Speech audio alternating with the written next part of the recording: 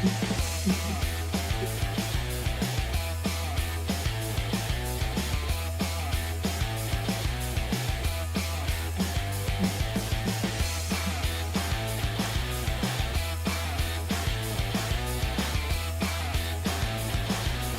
right. Good morning, everyone. Welcome to Market Prep. I hope everyone is having an amazing morning. Hopefully, you guys had an incredible day yesterday.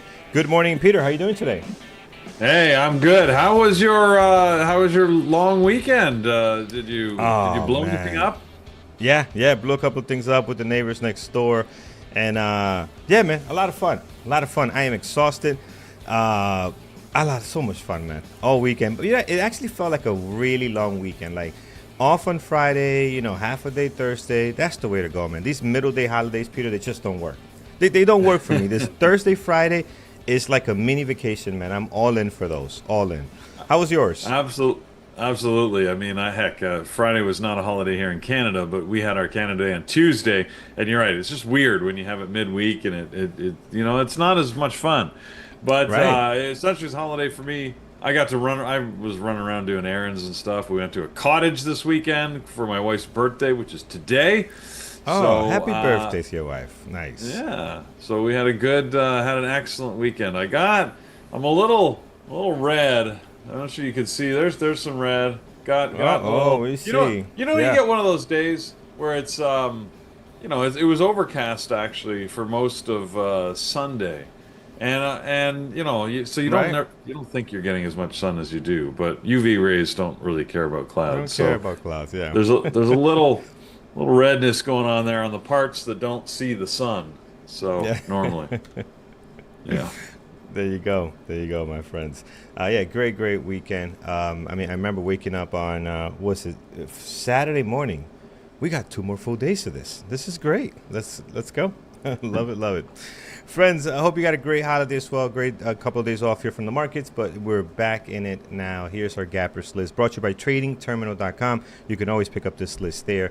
And today we got some stuff in the green, some in the red. Again, not a not blockbuster names, but we'll go through them. Some of these we're very familiar with.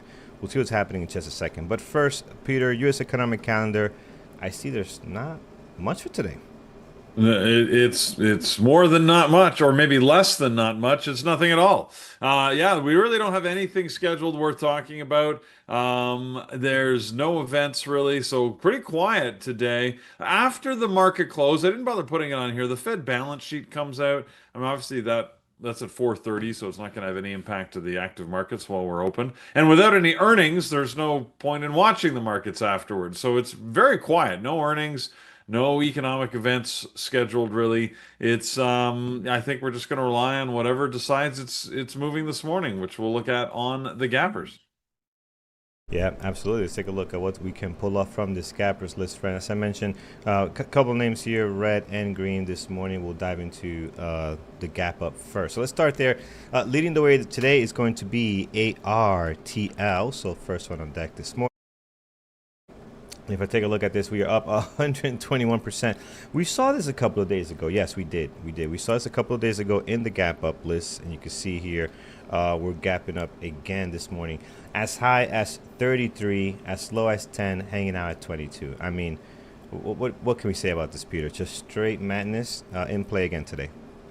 Yeah, Artello Bioscience is the company. Super low float. We're talking about 500,000 shares, so this thing can move like crazy. Look, I mean, yeah, they have some. Remember, I was last week, very early last week, like a week ago, when they announced that they had positive first in human data for a trial that they were doing. Now they got a different drug that also has proven effectiveness for stress-induced depression, treating depression. It's great news.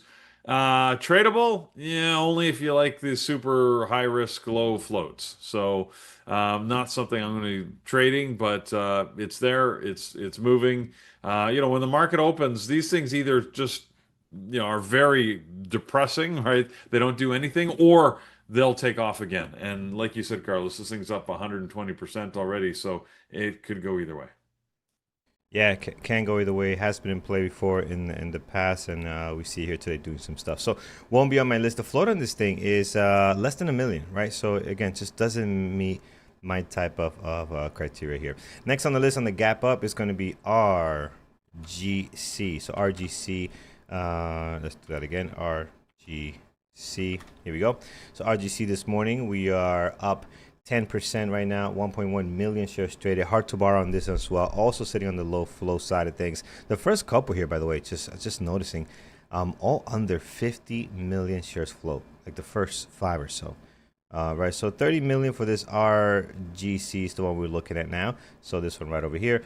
But again, a little bit on the lower side, up 9.6, 1.1. Hard to borrow, so you cannot short it with interactive brokers. And the daily had I guess, a big day on Friday, right? So no, this would have been, it's gonna mess us up now. This would have been Thursday half day, right? So a big Thursday there, 11 all the way to around almost 29, almost 30, and then back down to 22. So Peter has been in play previously. Some moves here, very aggressive. What's your thoughts on it on this 38 million shares float?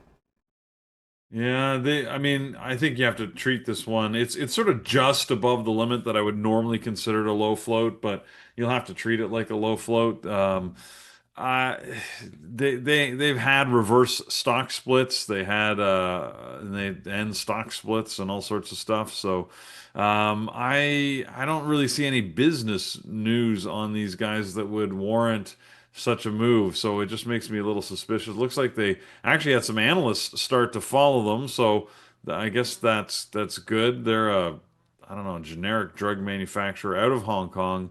Um, I Carlos, not I wouldn't spend any time on it personally, but Yeah, yeah, I don't see it is enough in data play. to, yeah. Yeah, it is in play. I don't think it's going to be one of on our list this morning. All right, nothing so far yet on the primary and secondary. Let's take a look at the next one. Also a low flow, KALV. So KALV, Kyle Vista Pharmaceuticals. And this morning we are up 20%, 2.3 million shares traded. Again, another one of these low flow stocks. It is going to be active in the pre-market, as you're seeing here. It's all about, does this fit your type of criteria to trade, right? This one does not fit mine at all. I mean, look at the pre-market. It's really all over the place. So I won't be watching this one. But again, if it's in your trade book, this is one you might want to have a look at because it is in play today. What's the news? Pharmaceutical company as well. It's Monday, so we get these pharmaceutical companies that come up with their FDA approvals and trial data. This is one of them. So the FDA has approved Ectorly, which is, according to the company, the first and only oral on-demand treatment for hereditary angioedema. Angioedema. Anyways, so that's the news. Like all of these drug ones, they tend to just move for a little bit of time as the news hits, and often it's done and over by the time the opening bell rings. So if you're looking to watch this, now might be the time. Maybe you should watch it pre-market if you're a pre-market trader, because I'm not convinced it's going to continue after that time. Now, 2.3 million shares.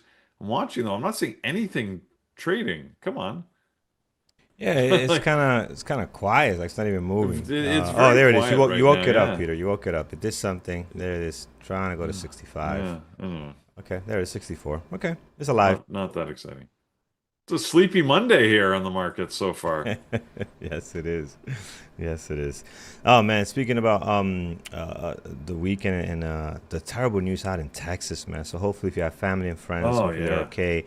I think that it was up to 79 people that perished, unfortunately, and then they had I think that summer camp, man. I mean, every story's when you're talking about human life, every story's bad. But the one with the summer camp with the girls, I think it was like 40 missing at first. Then it went down to 20. The last I saw, I'm not sure what. And I hope the 20. Again, I didn't read the whole story. I hope the 20 were found alive and identified or something alive, right? But there's No. like 20 missing or so from a summer camp. I mean, that's just. I guess it was next to a river or something. I Just brutal, man. Just brutal, brutal. So. yeah. I actually hadn't looked this morning. Last I heard, the number was up to 70 that they were missing and presumed Yeah, dead. man, So yeah, that's brutal.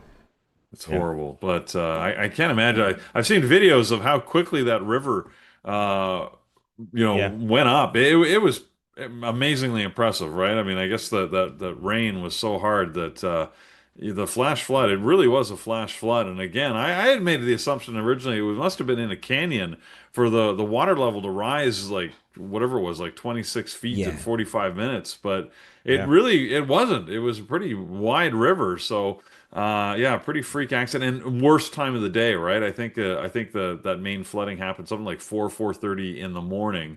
So, it's when when everybody was asleep and Yeah. not You're out. actively Yeah. prepared for it. So, Yep. yeah, it's horrible. So, It's just insane, man. Like you think of all this technology now that we could prevent stuff like this and give advance warning. Given our technology well, and day and age now, but it's that's part of the question, right? you know, Did they get the advanced warning from, from the normal warning systems and that? I assume yeah. so, but I don't know. again, maybe Yeah. it was the time of morning that made it seemed like why people weren't able to get out of the way. But I can only hope so. I mean, there have been cuts to those services recently, so but yeah, I mean, again, time of day probably played a huge role in that because again, 4:30 a.m. is is not It's exactly a when rough people time. are You're not gonna paying react that attention. quick. Yep, yep. You might not Yeah, even see it in the notification. Even if it was, you're gonna see it. I mean, that's the problem too. You're right. The timing yeah, is pretty bad. yeah. All right, friends. Yeah. So hopefully, if you have family and friends, hopefully everybody's safe. And I mean, man, our thoughts with those that have lost anyone. It's just horrible. All right, let's take a look here. So we're looking at KALV again, another low flow stock, not looking good. Let's look at the next one. It's going to be WNS. So WNS is on the list here. These guys are up 14%, 634,000 shares traded. Also a low flow at 38 million. Again, this is just not my thing, man. I look at this stock and I just already do not see how I can trade them. I would like to have them in my list if I can see myself making something out of it, but I can't. I can't. So it won't be on my list. Again, if you like this, don't get discouraged. If it's part of your trade book, add it.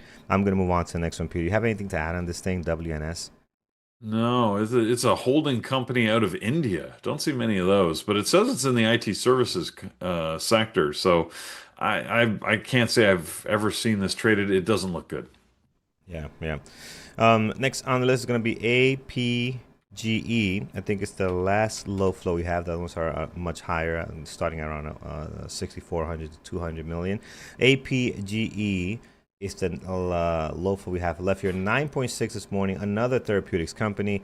568,000 trades so far. Look at this one, Peter. Though this one has gone up as high as 75 and as low as 50, hanging out at 53. So the range on this one pretty aggressive with very, very light volume. I mean, 574,000 to be doing this is not a lot. And you're going to guess the spread is going to be brutal. It's like dollar plus right now. And it probably can get worse when it starts moving very aggressive here. So somehow we have shares for sure on this thing. 350,000. Again, not a boatload, but there's enough there if you're interested in active brokers. Peter, what's going on with this therapeutics company? Again, won't be on my list, but it's here for you guys if you like it. Yeah, I'm pretty sure we've seen this before, but phase two trial data, like we said, Monday when we tend to get a lot of these that come out. They're APG 777. Anyways, and everybody, every company announcement is always best in class, first time delivered. Anyways, they always use the same exciting language, but yeah, it doesn't look all that good. So, anyways, they do have a phase two trial of this drug that is going well and leads to a little bit of attention this morning. But like you pointed out, right, that early morning 6 a.m. pop all the way up to almost $75. Well, I think it did touch 75 briefly, and then dropping all the way back down to 50. This is like, yeah, this is pretty volatile. So, again, if this is the type of stuff you like, you got to put it on the short list. You'll watch and see which one of these really gives you the price action after the open. But for my trading style, it doesn't fit. Yeah, yeah. It does not play around. Seeing some comments here. So they say there were warnings multiple times, Hmm. very early, BT Tyson, thanks for being honest. I've never taken flash floods too seriously. That will change. Yeah, I mean, you know what happens, right? You get these warnings, and then your area might not, nothing might ever happen for many, many times. And then the time it does is catastrophic, right? So it's a shame there were warnings and nobody took action. And if you're local police station, right? And you think these people are sleeping, you go there and wake them up. Like you go there, like, Yeah, hey, and yeah, like I mean, this, it's always that easy to can't. criticize after the fact, but who Yeah, of knows, right? course, yeah, Like, you got an area that they could have get these warnings all the time, and 99 true, times out of 100, the water rises a couple of feet. It's not an issue, especially if you're sitting, well back from the bank and you're in an area that doesn't typically flood. Then, yeah. when you get these It's a sort of tough freak call. events, plus I said it's 4 in the morning. Who knows? The warnings could have all been out there, and people are just like, oh, I'm tired, whatever. It'll be fine. Yeah, Well, yeah. and that works out until it doesn't. Yeah, So yeah, absolutely not. it's Said trader, no, I haven't heard of any media line say that they were not warned, so I haven't heard of that. I just no, asking myself. Yeah, I haven't heard and of them saying that. and I hadn't either, admittedly. That's why, We're just asking. We're anyways, just asking the question. Yeah, yeah, right. we haven't heard. Yeah, You know, we can't blame media for we this one. Not the yet. time of day has got to be that primary thing we have to keep in mind. Again, something happens at 4 in the morning. That's always a bad time. Yeah, It it's just is. no good. So It's no good. yeah. That's just a shame. All right, let's run through this one here. Actually, let's run through RUN is the next one on the list. We'll do a few more, and then we'll hop over to the gap down list. But Run wants to run here up 5.7, 553,000 shares traded. So nice move here today, Peter, as they seem to be recovering. They had a big gap down just the beginning, the middle of June, if you remember that. Huge gap down. There was some policy changes. I remember. I think it was some cuts to some government funding or assistance, at least something like that. If I remember Yep. correctly, we had a few of those already. But is it back in play? Did it not get approved? I mean, we're back to where we were a few weeks ago. Yeah, I mean, I saw two separate articles I was reading this morning that they're saying they think the version of the bill that will finally get approved here may be substantially less impactful than originally expected, and therefore, the solar companies won't can still take advantage of some of the benefits that they'd had previously. Again, there's a lot of speculation as to what is going to happen, what isn't. I mean, these ones were moving last week, if you remember. When I say these ones, I mean all of the sort of solar cell companies. They were moving, they have these big gaps down, and then they make these recoveries. Look at the daily on Run, for example. You can just see 3 times we've sort of done this dance, right? Where they sort of make these big increases and then they just drop right off, and then they increase back up and then they drop right off. And this seems to be on these 2 week cycles as everybody gets into speculative mode as to what's going to happen. So, if it follows suit, I feel like we're just about ready for another big drop off. So, Yeah, yeah. but I haven't traded any of the solar companies. So, they're still just as bad looking as they were before, in my humble opinion. Yeah, yeah. Peter, and I gotta ask ChatGPT this: why the heck? And maybe you have an answer for this. Do hot dog buns don't match the packaging of the hot dogs? Why is that a thing? Same thing with I hamburgers. What Whoa, is going on with these companies? What's happening? what's random rant here? That's out Random of rants, because nowhere. it's like I'm like I over the weekend. remember. I'm like, why is this happening? Why are we in this situation? I rem You know what? I don't know the answer to that. In the back of my mind, I seem to remember looking it up at one point a while back. I'll do this while we're talking. I think it has something to do with the historical manufacturing process, right? Just the manufacturing process made buns in certain quantities, but I cannot Hmm. remember why. But you're right. It's absolutely annoying, right? Buns always come in these packages of 6 or 8 or something, and then you get a dozen hot dogs in the thing, and you can never match it up unless you're buying I like, I you got to do don't math to understand. figure out what's the right quantities. I got to buy like 3 dozen hot dogs and 5 packages of buns, and now I've got enough. But you know, Like it doesn't make sense. Match them up one to one. So I don't have to calculate. No, you get. My wife was at the store. Get 5 and 5. No, she can't get 5 and 5. You got to get 5 and 6 or 7, whatever. It's just it doesn't make sense to me. But but yeah, Sean is saying starting a rant already for the WWW podcast. Yes, yes, that should be part of that. Unbelievable. All right, let's take a look here. What else, friends? Not a whole lot coming off this list, guys. I have nothing so far. Let's take a look at Rocket Lab. We got some others that we are very familiar to us. Rocket Lab, SBET, and Circle have been on this list. I mean, for the last month or so, maybe more. Rocket Lab, here's the first one on deck this morning. So RKLB. if I can type correctly. RKLB. Yeah, there it goes. 3.9, 1 million shares traded on this one. Daily looks awesome. Look at the daily. Look at how much has moved here. So looks active. I think this could be one in play today, Peter. What's your thoughts? I mean, we don't have a lot to watch, so I don't see why not. Sometimes this one can be fun. I mean, I guess I like the concept too, which is more interesting to me than some of the others, like the solar companies, which aren't as interesting. Um, like this Rocket Lab seems to be just moving around largely because of the Trump Musk feud. Really, it's a lot of speculation about what that's going to mean. There have been some cuts to the benefits that the Musk companies have been enjoying. And Musk was active again this weekend, which was he was talking about his new party, right? That he's I don't know, is he serious about launching this? The American Party? He's trying to create a new party up against the Democrats and the Republicans. I saw a tweet where he said, he posted the logos for the Democrat and Republican. So what's the difference? Answer, nothing. We need a new party. So I don't know what's going on. I feels like I look, it's all political shenanigans to me. So I don't know. We're just observers up here in Canada. As I saw this great video, Carlos, where we had like what it's like being Canadian these days, and it had a guy eating a bag of ketchup chips because you can't get those in the Hmm. U.S. with a glass to the wall, and it's like as a Canadian, that's That's what good. we're doing. We're sort of voyeurs. We're listening in Yeah. to see what's happening. We are But just listeners, man. 100%. You know what, Peter? If there is an afterlife, and no offense to any religion, mine included, if there is an afterlife, we have to survive. We have to make it there.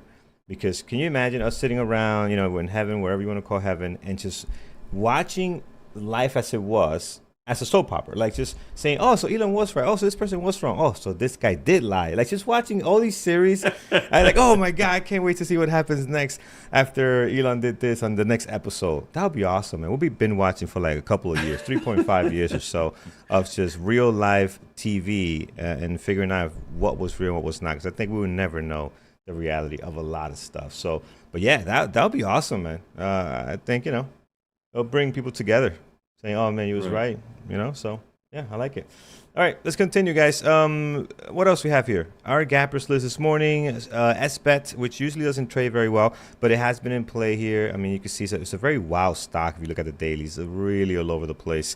And then here we have 4.8 million. I'm sorry, 1.4 million shares traded, up 4.8, and I don't know. I mean, it's done some good moves. 950 to 11. 12 to 14. Today, pretty much flat right now, but up 4.7.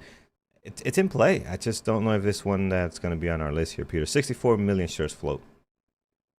Yeah, these are not all of these are not the type of stock that I personally like to trade. But if you do, go ahead. Then you don't need the news. You don't need the sort of particular information. And when there is sort of like the drug news or whatever's going on, then you can try and trade that. They're just risky, right? Be ready for big moves, which could be in your favor, and then take advantage, or they could be against you, in which you're going to have to make a decision. Do you ride it out or get out quickly? So whatever you choose to do. This I don't see anything going for this particular one. What is this? SBBT? No, I can't even see it. Sharp Link Gaming, yeah, SBET. Yeah, BET. Oh, yeah. that's right. The SharpLink Gaming. Yeah. And again, there's really no news. Remember, like there was news last week about them becoming the Ethereum treasury. I feel like they're just riding that. I don't they said they were going to get a lot of funding, 450 million this morning. It seems to be they're now saying 500 million, whatever the number is. Look, yeah, that's going to take a long time to pay off. So if the stock's moving now, it's not because they're making money now. It's because people are excited about what they say they're going to do. Yeah, yep, agreed. Streaming services for free. Man, you know what? That's another rant in itself. All these streaming services that we have. That is a whole different. We had to spend a whole day on that one. SBET, we'll leave that alone. Again, it is in play. I think it's just whether you like it or not. Circle of Internet. It's just more of an entertainment stock for me. It has come down a lot though. If you look at the daily, The last week was very calm. Compare, and I say calm, not saying that there's not opportunities. It's still moving like $10 per day, right? So you still got a lot of movement in here. I'm talking about when you're not getting these $20, $40 moves anymore. So it has come down a little bit, at least in the last couple of days. Is it setting up for another breakout? Could be. I think it's a fun stock to watch. Whether it's tradable or not, it's a whole different story. But I'll add it on my secondary list, Peter. I'm not sure if you have. I don't think you have traded Circle of Internet yet, right? No, Yeah. we do So not. we'll put it in a second there just to watch it. For me, it's more on that more of entertainment type stock. All right, let's take a look here, Peter. We're done with our gap up list. Not much came off of that. Anything you like this morning? Look at INQ coming in here. Maybe Quantum could be in play. But anything you like today? Let's see. On the upside, it's been pretty like a lot of red today, so I'm not really seeing a lot on the upside. Microsoft is one that is gapping up and has actually traded well, I thought last week, so had its moments. Again, it doesn't mean you automatically jump into it, but when it does have its moments, you can you could consider it. The other one that might be worth keeping an eye on is Amazon. Aren't we we're heading into those Prime days, aren't we? Or is it this week or next week? I can't remember. I got some ads for it, but I don't remember when it is. So might be worth watching Amazon. It's the other one that's gapping green. Sorry. Everything else is Prime Day start tomorrow. They call it Prime Day, but there's like multiple days. So whatever it is. Anyways, might be worth watching it. I'm not sure. Right now, it's not doing much of note other than being green when everything else is red. Yeah, yeah. Looks like my browser is mistaking me for who's actually on here because this is all female stuff they're promoting here on Prime Day's deal. Um, so yeah, something's wrong with the with the catchy So some information Carlos, they're picking up. Yeah. the answer your burning question, according to the National Hot Dog and Sausage Council, Oh, it's gonna be good. the answer is pretty boring.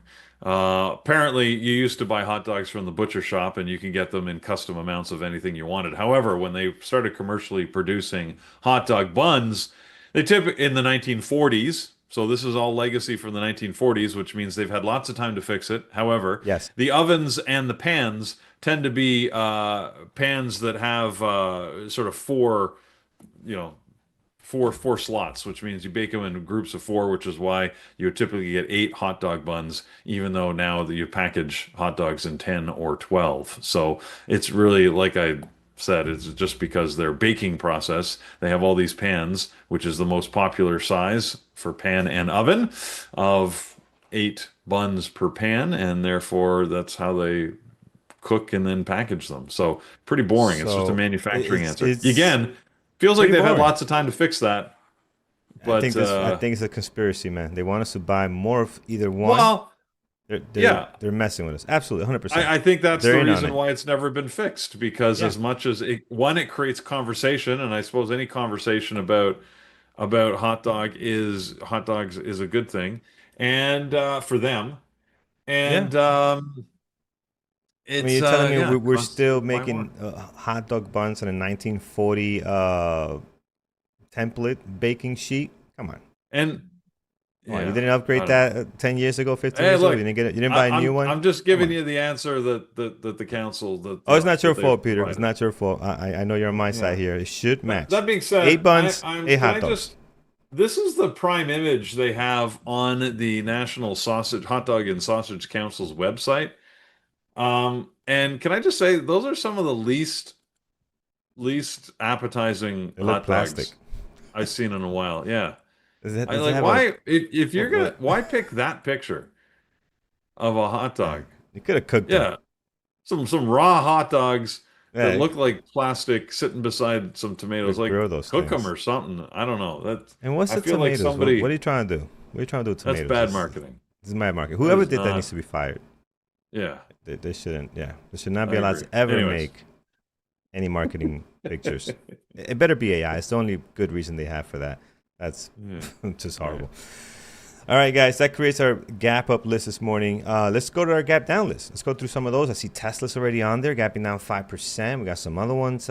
Looks more interesting than the gap up. Obviously, it has us talking about hot dogs and buns. But let's take a look at this one. CORZ this morning, Core Scientific.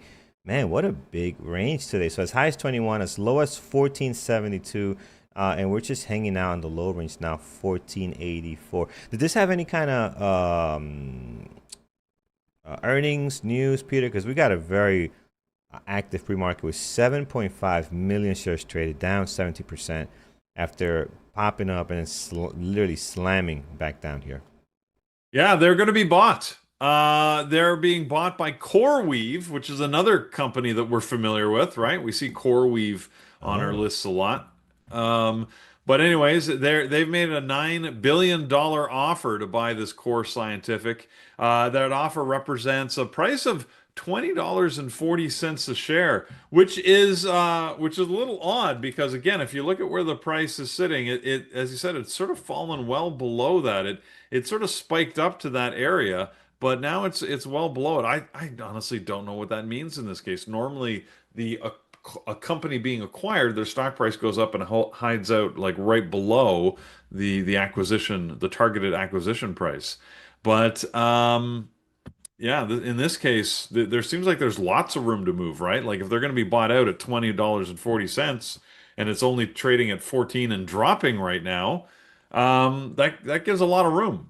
Now, I'm yeah. not sure. Maybe there's some other speculation I'm seeing about whether this deal is going to go through or not, but that's the news I've got. Yep, 100%. I'm sorry. I know I probably will get fired for this, but I don't care. At this point, this is important. Ernest, you make a good point. When they bake the buns, doesn't mean they have to bake them and pack them in that size. You can make whatever you want and make the bag fit the amount you need, Peter. That's a They great could. point. Why they don't Again, do that? It's a I conspiracy. do I'm feel telling you. it's purposeful. This seems like an easily fixed problem, but I Ernesto, you hit it on the nail on the head, man. Yes, you bake 5 or 6 or whatever. Doesn't mean you have to pack it that way. You pack as many as you need to match the uh, buns, the hot dogs. I'm no. telling you, we're gonna start a riot on this. All right, let's continue, friends. So core R, I mean, Carlos, COR, yeah, yeah, I could say for a minute, and I hope that I don't get people too angry, but it could be a reason not to eat hot dogs at all because it's not exactly.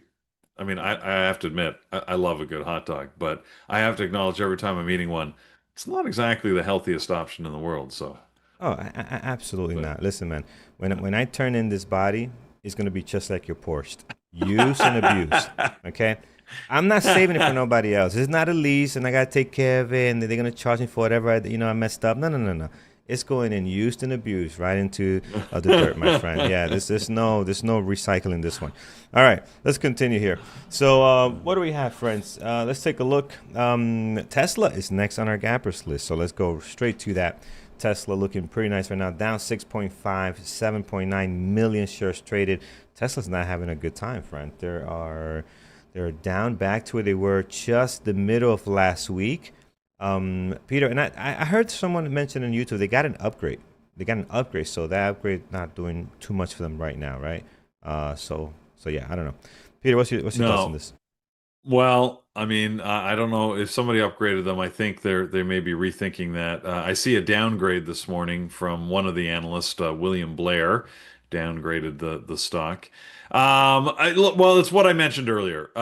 This weekend, Elon decided to jump a little bit deeper into politics and announce that he's forming that America Party that I mentioned. And he decided he's going to challenge Donald Trump in the two-party system. Again, it's if you're a major shareholder or on the board of Tesla, you got to be saying, Elon, please, man, like stop it, make it stop. I don't know. I'm not sure it's interesting.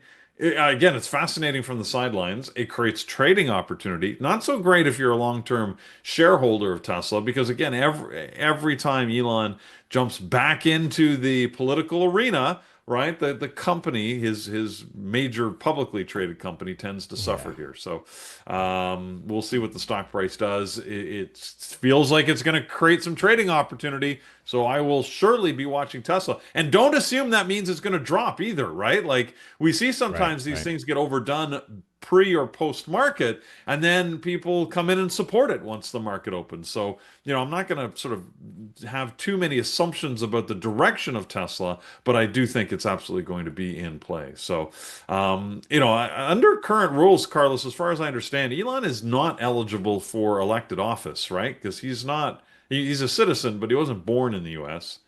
So, Yeah. Oh, you have to be born in the U.S. to be eligible, right? He's yeah. not. So, He's which not, right? means he'd be, if he's forming the party, I guess he'd be forming the party just to be able to pull the strings on whoever does True. get elected. True.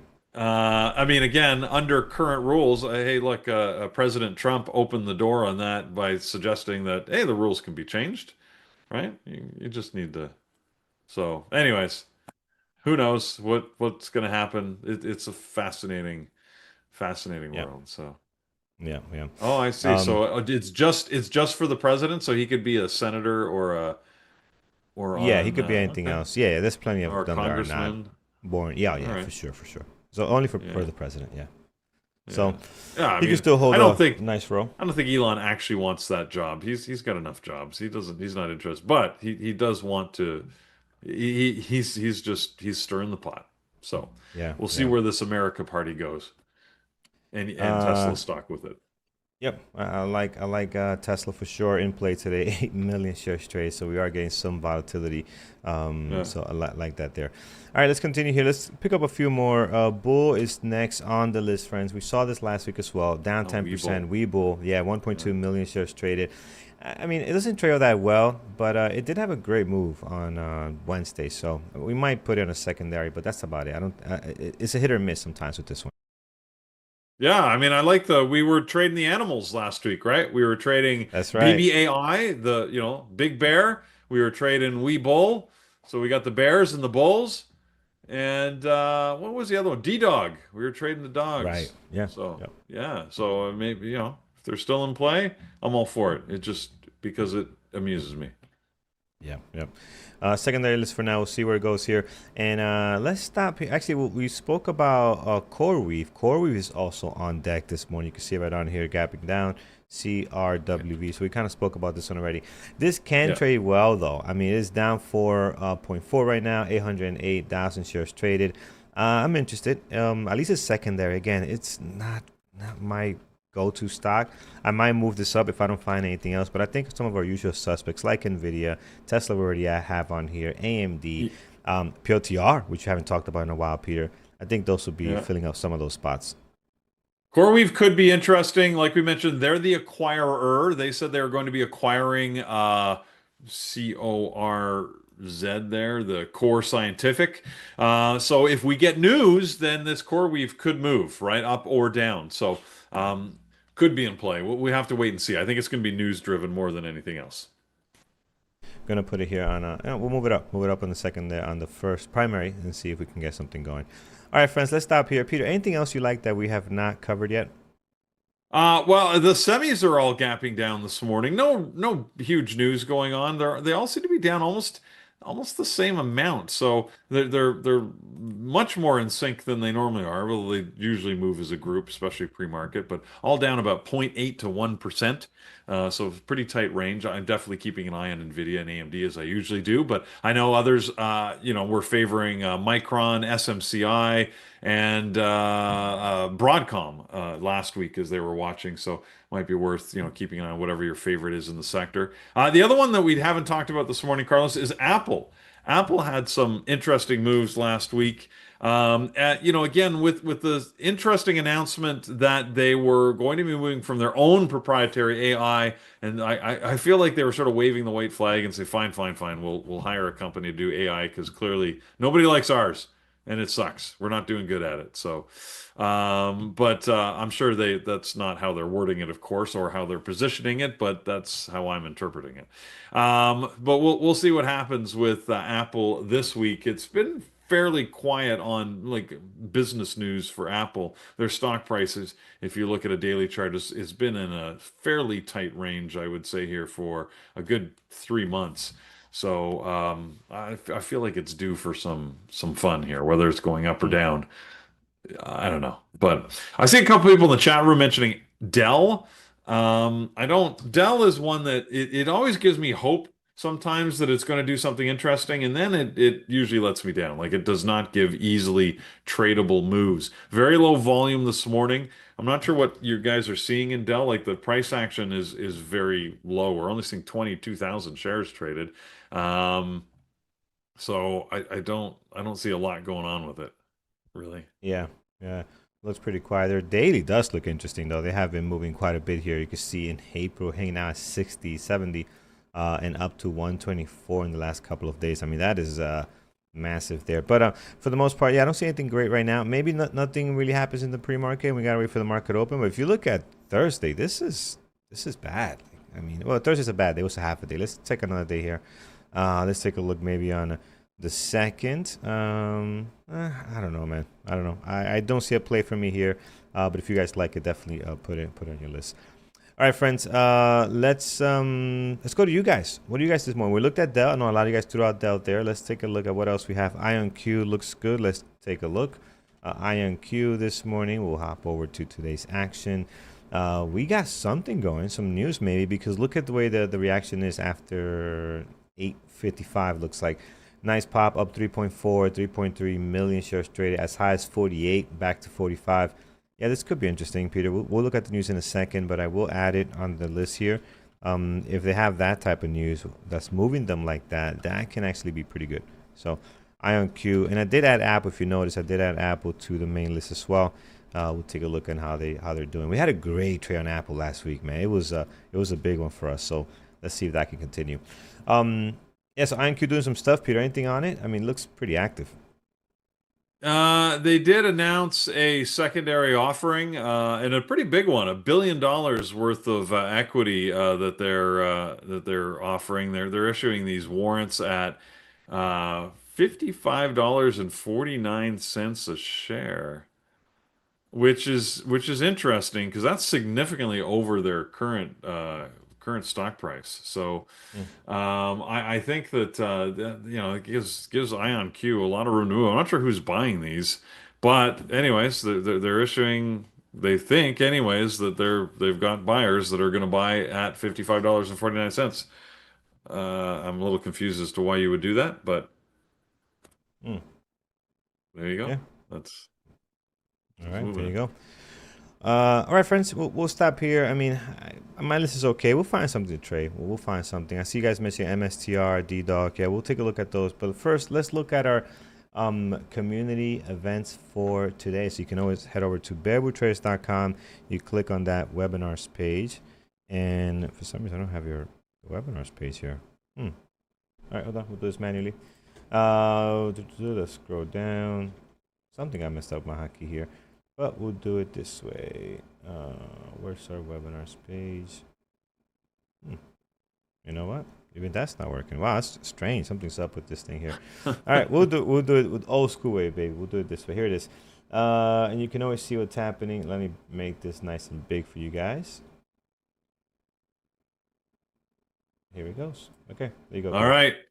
As Carlos is, getting that functioning, I can let you know it is a Monday, and we do have a full week of trading this week. So it should be a I'll say a fairly normal schedule, but it is a full schedule. So that means we start today with the onboarding class that happens in the evening. So if you're just joining, especially after this long weekend, we're going to get a lot of people that say, you know what, let's give a try to trading. And if you're new, whether you're on YouTube or in the chat room, welcome. We welcome all new members. And you might want to consider joining if you haven't already the Bearable Trading community so you can get that onboarding class. It's available to all membership classes, and it's a great intro to the Bearable Trading community, our offerings, and some trading strategies. So whether you're brand new or you want a refresher, go to that tonight. Carlos leads that at 8 p.m. once again in the onboarding room. We do have our webinars that happen during the day. I think Avi is back as far as I know. And it was going to be doing he's not available. All right. He's going to be back tomorrow, says Sam. Thanks, Sam. All right. So that means that we have no Avi, but we will have Nathan, who's going to be doing his session at noon. That's the book map session helps you understand how you can leverage that asset. And he's going to, of course, talk trading and whatever stock is moving, give you an indication of how Bookmap could potentially enhance your trading activity. That's in the webinar room for our elite members. Wednesday, I know we don't normally jump ahead, but Wednesday, we do have like a couple of psychology sessions. So it's actually going to be a busy Wednesday. We've got a few. I'm not sure if this is updated yet, Carlos, but I saw from Mike how we got a couple of sessions at 5 and 8 p.m. that are going to be scheduled. They are up here. So there you go. You can see we got two different sessions on Wednesday. So we'll come back to that later this week. But now is a great time to sign up because we've sort of doubling down. We've got extra psychology because we all know trading, we like to think of it as a technical activity. The reality is it's all about what happens in the old noggin there between the ears. So you got to pay attention to that psychology if you want to be successful over the long term. And to do that, well, one of the best ways to do it is to sign up for Bearable Traders. Go to our website, bearabletraders.com, and you can get the information on how you can join using either the intro offer, which if you're on YouTube, you can get that for $19. We'll post you a link there. The team can get that up so you can get a discount off the intro. Then you have the basic or elite monthly packages, or you can go right to the elite annual, which right now is a fantastic deal. So it costs you, the elite annual can be got for about the same price as a monthly basic package. So you might as well take advantage of that. The code is July 4th. It probably should just pop up and auto-populate for you, but if it doesn't, then you need to use the July 4th code to get that discounted rate. So take advantage while you can, because it's while quantities last, or whenever Andrew decides to pull it down. So, basically, One or the other. do it now. Do it now. That's the bottom line. So, all right, guys. Hopefully, we'll see you soon in the chat room. Let's set some levels here. Then I'll let you know what our moderators are watching. Mods, get your lists in so we know what you're taking a look at, and we'll get ready for live trading, which we do every morning with you, and both on YouTube and, of course, in the chat room. All right, friends. All right, let's get some levels in place, and then we'll head over to our chat. We'll disconnect from our chat. Let Brian and Andrew trade live with you guys this morning. All right, let's start here with Tesla. First one on deck this morning. High of the pre-market, 299.88. So it's all the way up here, 299. Right over here, 299.88. So we'll put a level there. Towards the bottom, we do have 291.27. So that's good. And if you look at the, actually, let me show you the bigger picture here. If you look at the daily here, you can see towards the top, you got plenty highs and lows for the last two trading days. This would have been last week. And then here we have also, I think this should be marked as well, 303.10.10. So 310.10 should be a good one as well. And then towards the bottom, in case we do lose ground, 282 is a good level there. We're going to go to the left. Look how clean that level is too. You have a lot of touches between that April and May time frame there. And if you look here below that, just in case, 277.41. So this will be interesting. It can go either way from here, up or down. I mean, I know they're gapping. They're feeling some of the pressure right now. They're gapping down 6.7. But let's see how this plays out. Apple was great last week. A couple of really nice moves because it's been stuck and doing nothing. Right? If you look at this daily, hasn't been doing anything, not really breaking out anywhere. And then just last week, we had this beautiful breakout, and we took advantage of some of those days. Not all of them, but some of them we were able to capitalize on.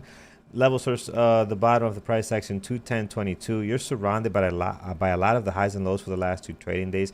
Your low of your pre-market is pretty much marked with the last trading day's high. And here we're going to do the high of the pre-market at 213.17. And once you do that, I think you're pretty much set. I don't think you have a whole lot to go on here. Again, just because you're in between all these levels of the highs and lows for the last two trading days. We look at NVIDIA next here. NVIDIA hitting all-time highs last week, pulling back a little bit from that. These guys high of the pre-market, 159.34. And then the low of the pre-market pretty much slamming into this area here where you're seeing a lot of support and resistance from a couple of days here. Support, resistance, support. And today trying to use this as support. Let's see if that is going to hold. Towards the top, the previous day close as well. Towards the bottom, we're going to mark down this area, 156.11 on NVIDIA. Again, and then above that, you don't have anything, which is we're sitting at all-time highs here. Kind of getting into a little bit of consolidation here. Let's see if it can hold. Or are we pulling back? POTR hasn't seen a lot of love from us, at least not from me. We got the volume 1.3, pretty flat right now, stuck between the highs and lows of the last two trading days. You can see that here. So not much levels that we have to add. I'll add the high of the pre-market at 134.75, and then the low is going to be down at 132. 21. Once you do that, I don't think you have to do anything. You have plenty towards the bottom, maybe one level towards the top in case we break out from some of those close levels nearby there around the highs from the last trading day. 138.15 could be a good one. You got a lot of support happening here, a little bit of resistance there recently. So once you do that, I think you're pretty much set on it. All right, excellent. That is what I have here. Which one did I miss? I missed CoreWeave. Let's look at CoreWeave. CRWV. It's one that I miss. Levels are easy on this one. You're stuck between the highs and lows of the last two trading days. They have some news on here. I think really this is more of a possible. I know Peter mentioned they have some, if news can potentially get this going. I might end up moving this down and putting up some of my usual suspects on here. Last but not least is IonQ. So let's look at IonQ here this morning. Again, they are trying to break out. They got a little bit of action and pop here, but for the most part, it's pretty quiet right now. So not sure what to expect on it. 48.16 is the high of the pre-market. Here you got plenty of levels. Don't need to add anything else. And then above that, the high of the pre-market, a little bit higher. You got 48.95. Once you do that, there's nothing really else that you can add on this. So that's it, guys. That's all I have.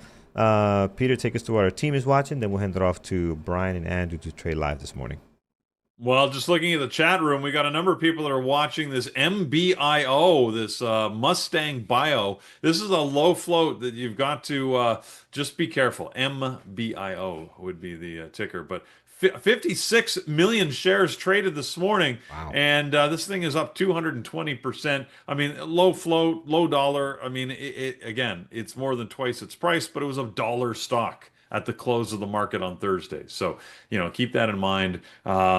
Super high risk on this one. So they do have news. They have phase one trials. They were granted orphan drug designation. Yes, on a phase one trial drug, this MB101, which is their signature drug. But this is, again, 3 million shares in the float, and they've traded 56 million. So, yeah, they're just flipping over their float time and time again here. So it's definitely the top. We were talking about a bunch of these other low floats. This is definitely the one that's that's sort of the highest flyer here this morning. So be careful on it.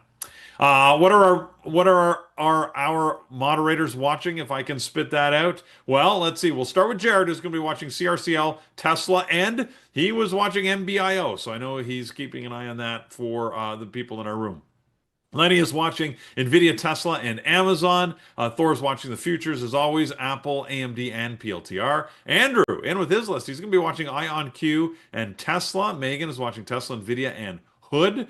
Mike is watching Tesla and Apple. Brendan's got Tesla, NVIDIA, AMD, and IonQ on his list. Eamon's watching Microsoft.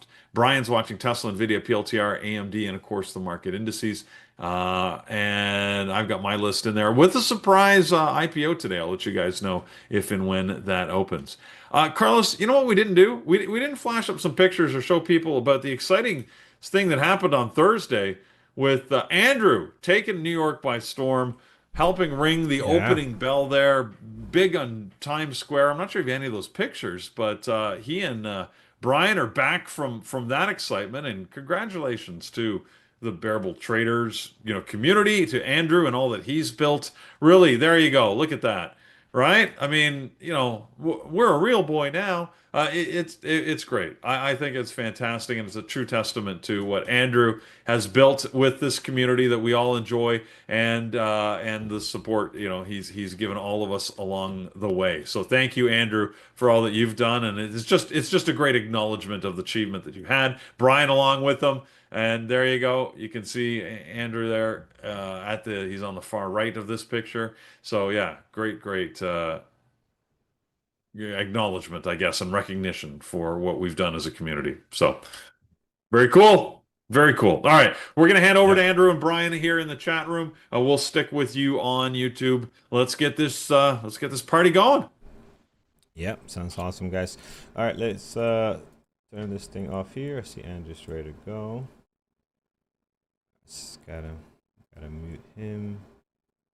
All right, so he's muted. Okay, good. All right, friends, excellent. All right, let's get rocking and rolling here. MBIO, risky. So be careful with that one. I gotta fix my list because I switched it up here. So I'm gonna just adjust this a little bit. I'm going with Tesla, Apple, Nvidia. I did have PLTR here, and then IonQ. IonQ is going to be on here. So IonQ made a couple of changes, and then I'm going to bring core weave actually to the bottom. So yeah, so I switched it up a little bit here. I think this would probably be much better. Core weave. There we go. That looks like something I would most likely trade. All right, let's see here. All right. We'll see where we go. I forgot that Andrew didn't actually head back to Vancouver. He went out to somewhere else. Can't remember where he went Nice. to. I saw on Where'd he Instagram go? he went to Lisbon. Lisbon he Sp went. Yeah, I Spain think or Lisbon? Okay, Portugal. Yeah, somewhere yeah, like yeah. that. Somewhere like that. Yeah, I yeah. just Yeah, well once you get him on a plane and he gets the feel of traveling, very yeah. difficult to bring him back. He's like, oh wait a minute, True. is this That's easy, true. right? Okay, yeah, let's keep going. Let's keep going east. Yeah. That's exactly what he did. All right, so let's take a look here. Let's bring Peter in there, There you and go. we'll get It's good, rocking and here. I love how Andrew takes advantage of the freedom, right? Both financial and in his Yeah, schedule. And yeah, it's just like he will literally, he's done this many times. He will literally show up at an airport and say, "You know what? I don't want to take my scheduled flight back home." And he just yeah. abandons Oh, it. He's like, "No, not yeah, doing it." And he looks on the board and says, "I'm going to go there." That's yeah. awesome, right? That is It's amazing. just, yeah, Yeah, what the yep. hell? I mean, Yeah, I like to tell the story. There was one day when we were expecting Andrew back in the chat room, and he's like, "Sorry, I'm not going to make it this morning," because he said he landed in Vancouver and he went he back left. home. They left. He walked out of the airport and it was raining and cold, and he said, "Nope, not doing I'm it." not He dealing with literally this. walked back into departures and just bought a ticket. He went Yeah, down the board and said, next "I flight want a out. business class ticket there." Yeah, next flight out. And I think he went to Italy or something. He's just like, "Screw this, I'm out." I'm Yeah, like, yeah. that is awesome, right? Like, I can't say And that I've ever done that in my life. and the reason was because he left his umbrella. That's it. Just because he left his umbrella. It was That's there was right. he didn't have an umbrella and jacket, and he said, you know what? Let me go. Let me get out Yeah, of here. yeah. I don't want to do this. I'm out. Yeah, I Awesome love it. stuff. That's Um, that's legendary stuff. That's what you do, yeah, man. yeah, When you can. All right. absolutely. All right, friends. Let's see. Let's get ready here. So chart 1 minute, 5 minute. We're good to go. Oh, market open's coming up pretty fast here. Yeah, Minute. less than a minute. Oh, and Yeah. I've turned all my alarms off because of the long weekend, so I Yeah, I got all don't my blame you, alarms man. back. Don't want that going off on a day off. Here we No, no, no. go. We got this one. We got this one. I need this one. LTR. What's the crazy one? I'm put it here in my entertainment. MBIO. MBIO, yeah. Yeah, that's the wild one. Okay, entertainment for sure. Yeah, I done something similar, Piggrass, when I was much younger. Didn't have money to travel, but I remember coming out of work and saying, "Let's just go down to the shore." And we just went down to the shore and straight from work, and on a Friday night, showed up on Sunday back home. That was fun. You know, that was fun. All Try right, doing that guys, with we're kids just a now. couple seconds away. I'm watching Tesla here at the open. We see what's going to happen. Here we go. Opening bell. Come All on, give right, me a here it pop-up is. Tesla. Pop up. Pop up. Up. Yes. Yes. Tesla's popping up. Let's see.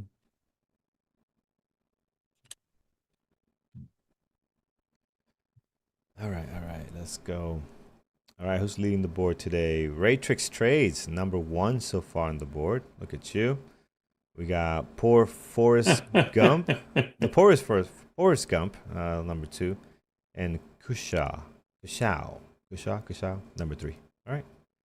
Excellent. Excellent. Top members this morning in chat. All right, Tesla taking off here. Apple. Apple looks good. Apple's been so good and interesting. NC Trader D Dog did it for you, huh? D Dog. Oh yeah, nice pop. Yep. All Using on right, this I'm short pre-market though. Tesla, taking a partial. Very Yes, come on, nice. baby. Very, very nice. Taking a little more off here. Oh, look at that. That's Is your beautiful. Let screen me. ready? I want to bring it up if your Oh screen is yeah, ready. yeah. I I'm see it's sharing the up. screen. You guys can see this. Hold on. Let's Yeah, once you expand it make so you it can see the whole thing. There you go. Look at that. Look at excellent entry. nice, Getting nice. some good partials already.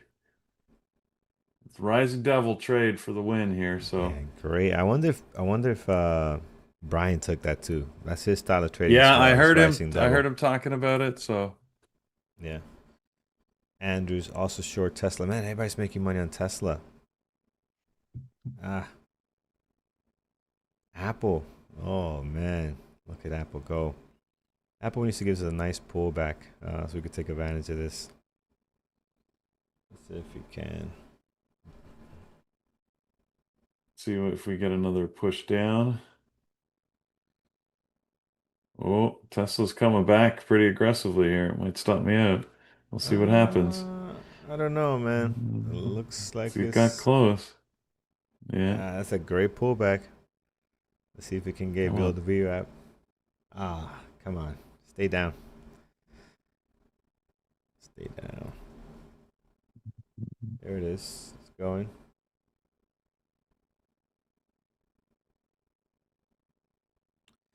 Apple pulling back a bit here. We're coming up on minute 3, so I'm just gonna be looking to see what's out there for us to trade, if anything at all.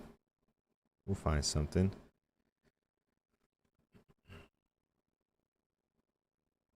Nvidia, PLTR, Messi,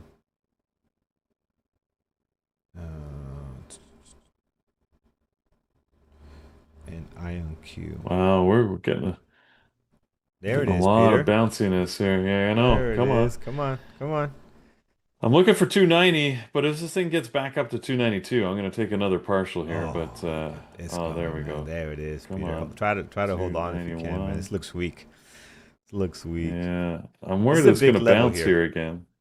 It's a big Yeah. level. 291.12. If we could break that, there it is. If we could break that and stay, that's gonna be nice. It's gonna be 290. Let's go. All right, Let's taking do a it. partial here. Patience, Peter. Patience. That's what Peter be telling me. Hold it. Hold it. Yeah. Oh, that's looking good. Come on. Everything's looking great for a flush on this. Like, why the hold up? Just give Peter and Andrew what they want. There it is. Beautiful. Can't ask for better than that. 290.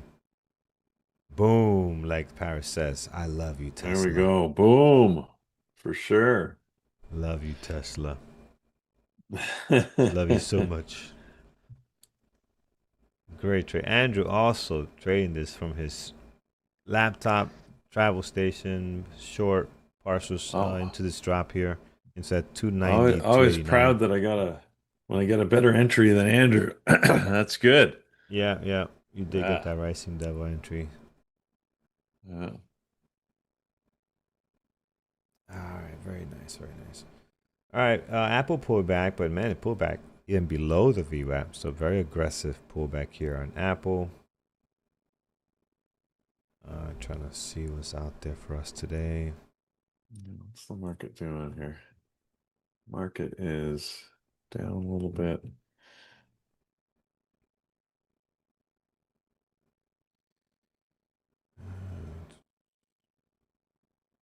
MBIO taking off the high flying stock for today, up 263%. That's just wild. Wild. Okay.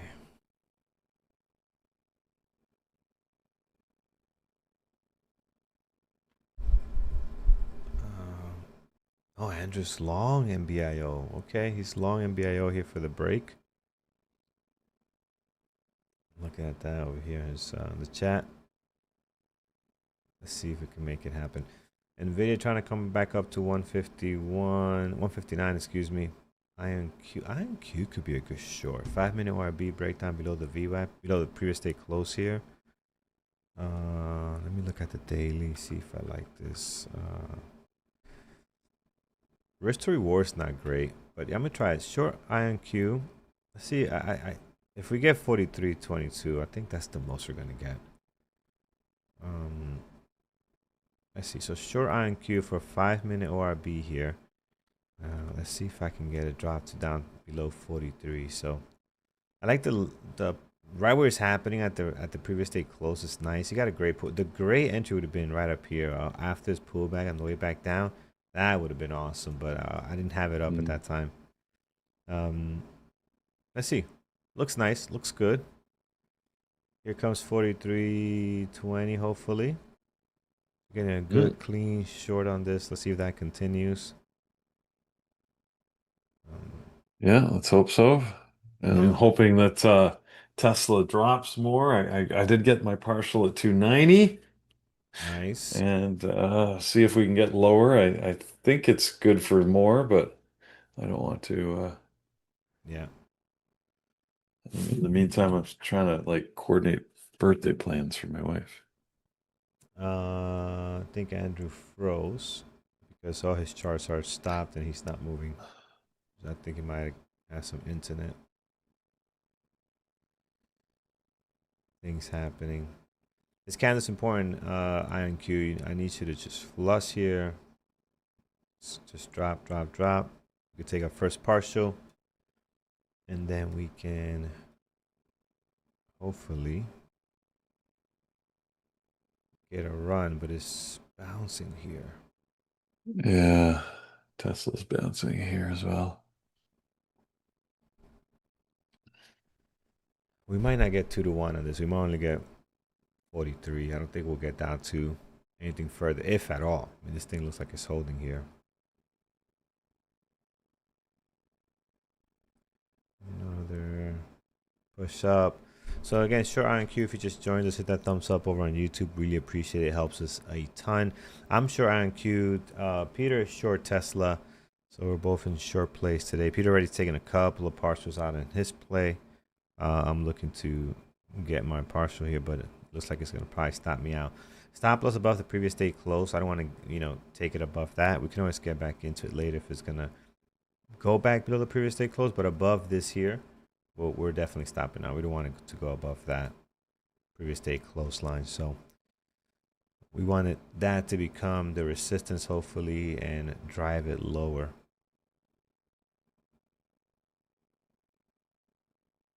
Is it hit VWAP? I did add. I didn't get a good fill on my Oh, ad here, nice. so it moved my stop a little too close to the VWAP. But let's hope we get Okay, another okay. drop to the low of day. This is great.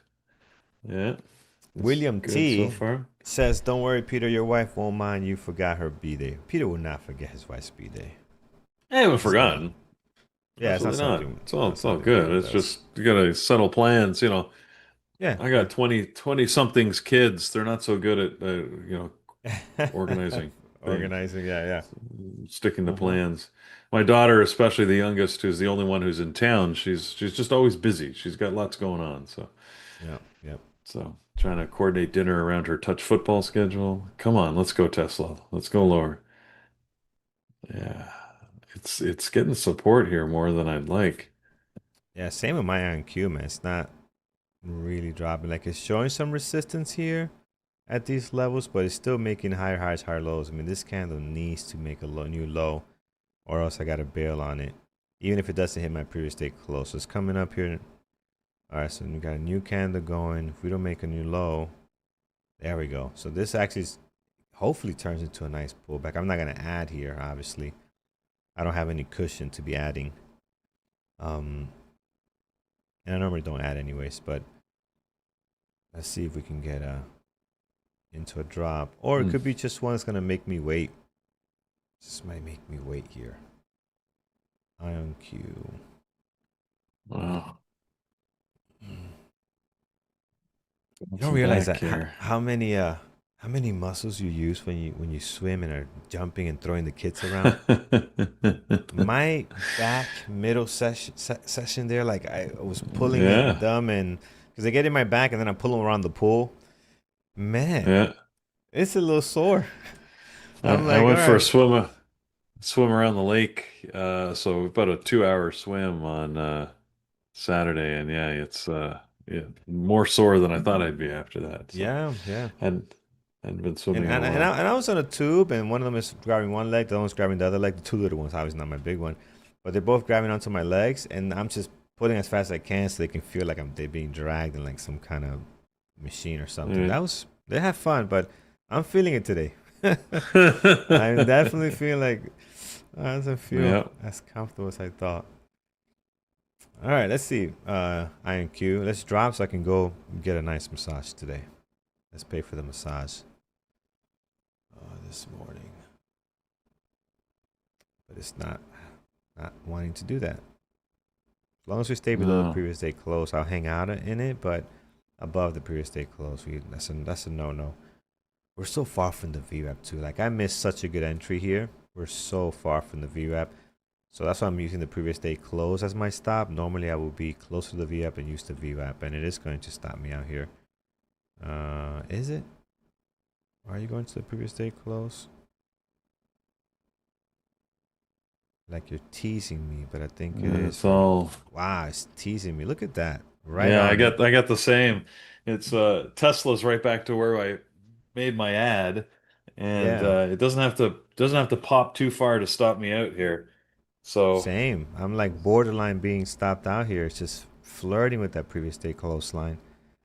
Um, and I don't know if it's going to be resistance and head back down, or are we going to break through this? And I don't see nothing in the level two telling me otherwise. So hanging out for now.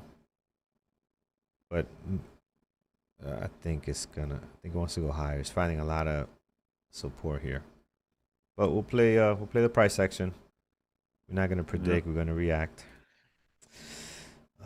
NVIO. Wow, Andrew's crushing this thing. He's long into five.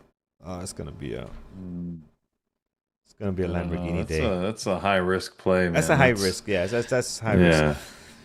And he doesn't recommend you trading those. Like, don't follow. He'll tell you don't trade these. This is very low flow stuff. And he doesn't recommend you guys doing that or any trader doing that, especially starting out. Got to be careful.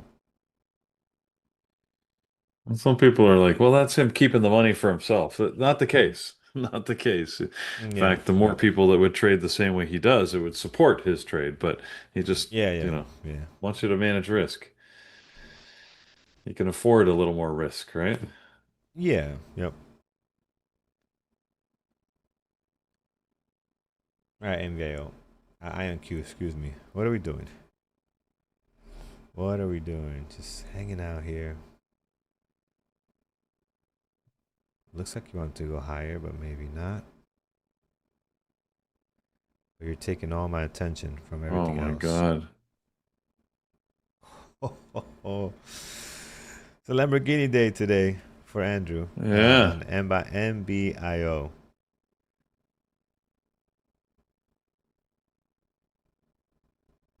And IonQ is just sucking all my attention. All my bandwidth is going onto IonQ. Because I can't look away from it because it's so close to my stop. Mm-hmm. I'm still trading Tesla here. Looks like it's going back down, so that's good. Keep dropping Tesla. This is where it hesitated before. I got to see if it can break through this time. Mm-hmm.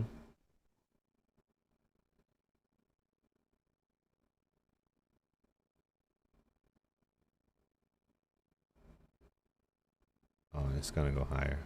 Oh, it's going to go lower. I don't know. I don't know. I Come don't know on. what this wants to do.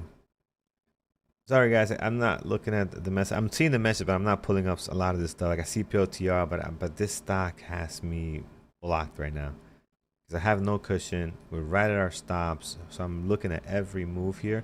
There we go. There we go. Come on, Tesla. Let's go. Your Tesla working out. It's back down. Yeah. 10 Andrew's back down. such a this guy's such a beast. What the? There we go.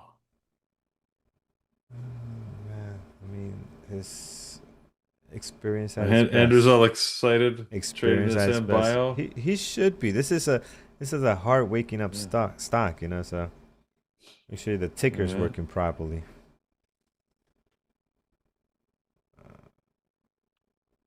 Come on. NBIO, you're wasting my time. Come on, do something. Mm. Either make us money Well, let You us mean loose, Ion but Q? don't. IonQ, yes, IonQ. Uh, What did I say? all right. You said MBio, so Oh no! I'm thinking I'm sorry. looking at too many things Yeah. here. But Yeah. IonQ, man, you're really All holding right. us up here. I took my partial on Tesla because it sort of stopped and then started to pop back up again. I didn't get as good a partial as I'd hoped, but it's okay. Nice. It was below 291, so that's good. At least I took off basically most of the shares I'd added on the partial, so I got $1 on those shares. So that's Mm-hmm. good. Nice. Let me bring that tray up. Since I'm not moving this screen, here we go. All right, here's Peter's tray. It's the screen on the left. See it there? Yep. Nice. That looks good, Peter. So That looks like it wants to go lower too, man. That looks it really good. does. I'm Yeah. I'm hoping you're correct. Because Oh man, I'm gonna be so pissed at this stock. yeah. MBio, yeah, MBIO. I mean, hey, look, it worked out. It's how many shares traded on this thing this morning? MBIO, 105 million shares. Oh my God. Yeah, it's wild. That's Yeah. wild. Yeah, that's a lot of volume. IonQ Come is trying.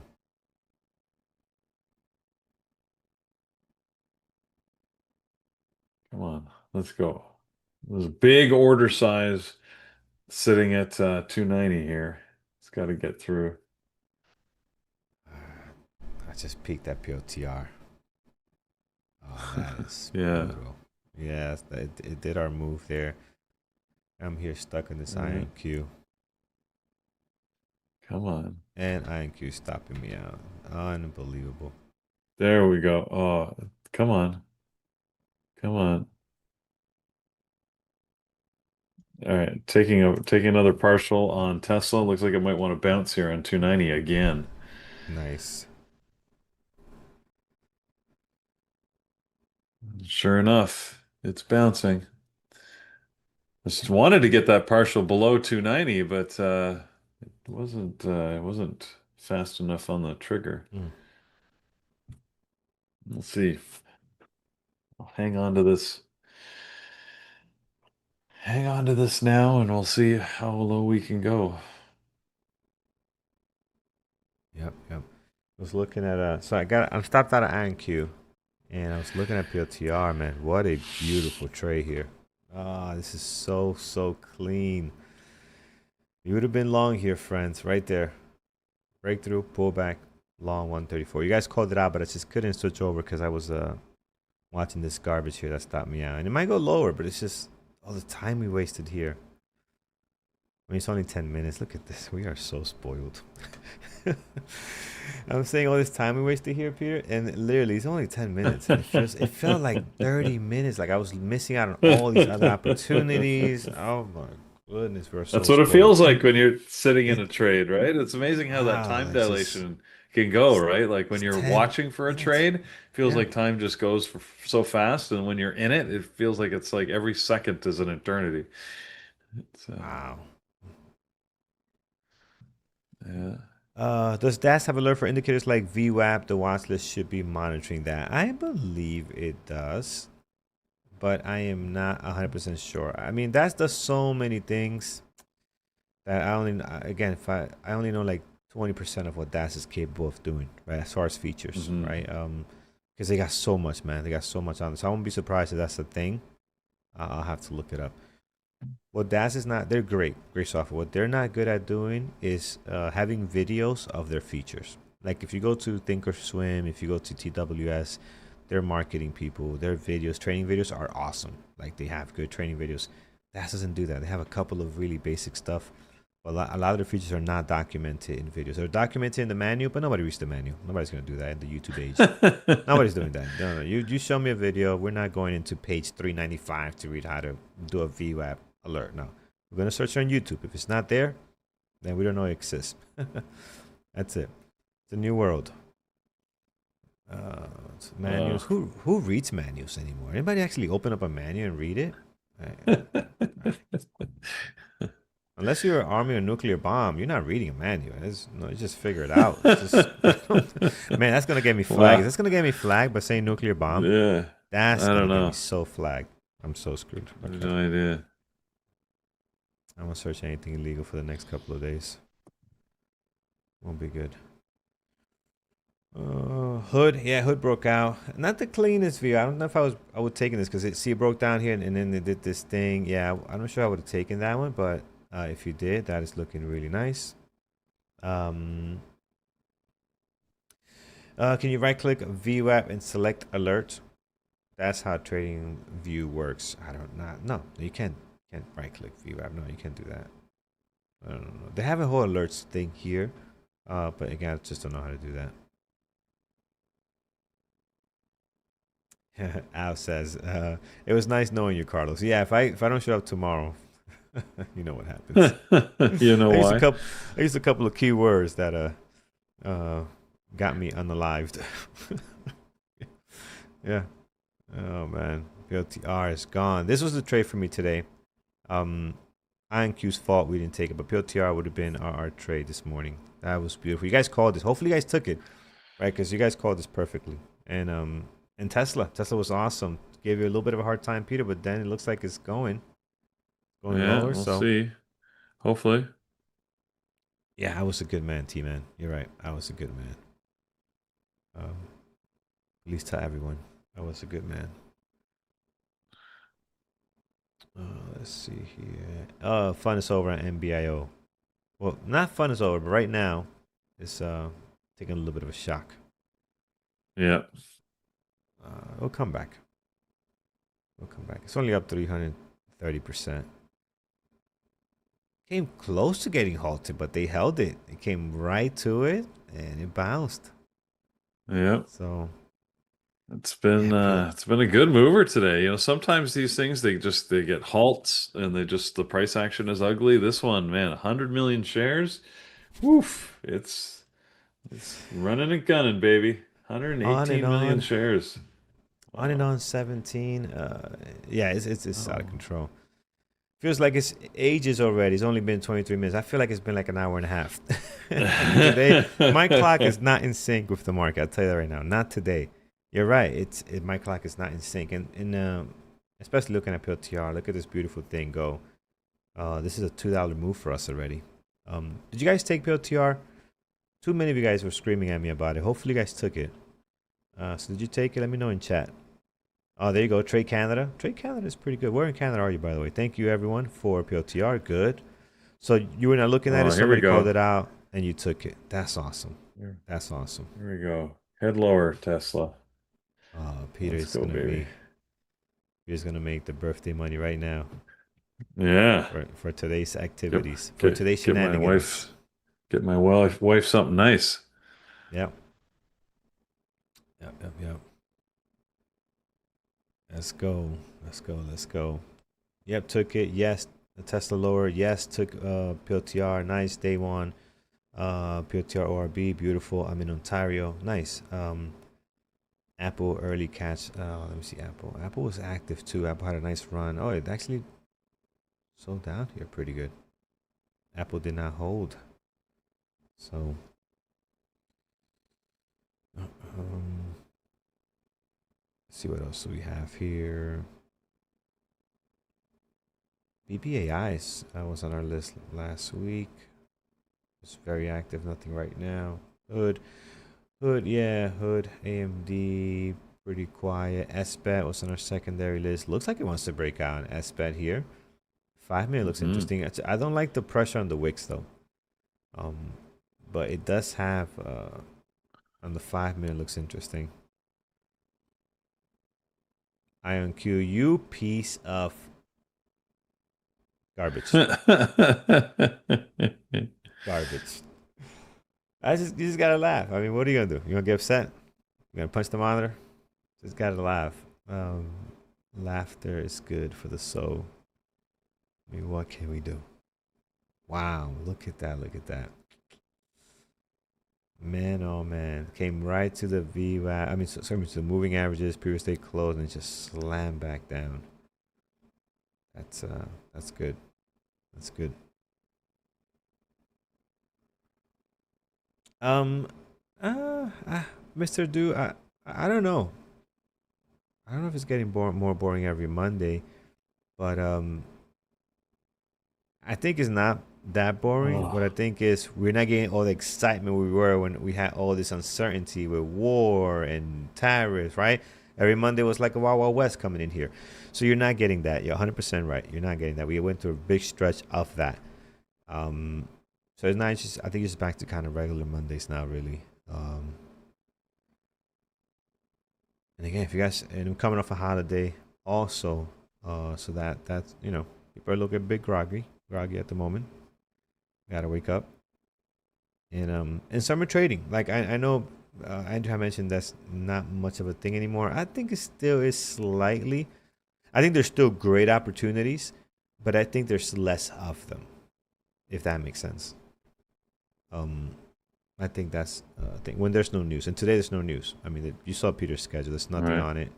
There's nothing big going on. So, um, this is what the market should normally look like. I think.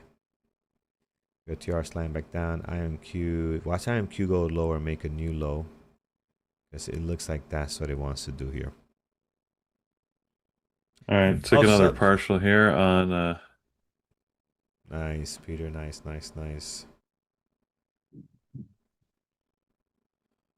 Off subject, I registered to tradingterminal.com. Nice tool. I am receiving tons of. Oh, really?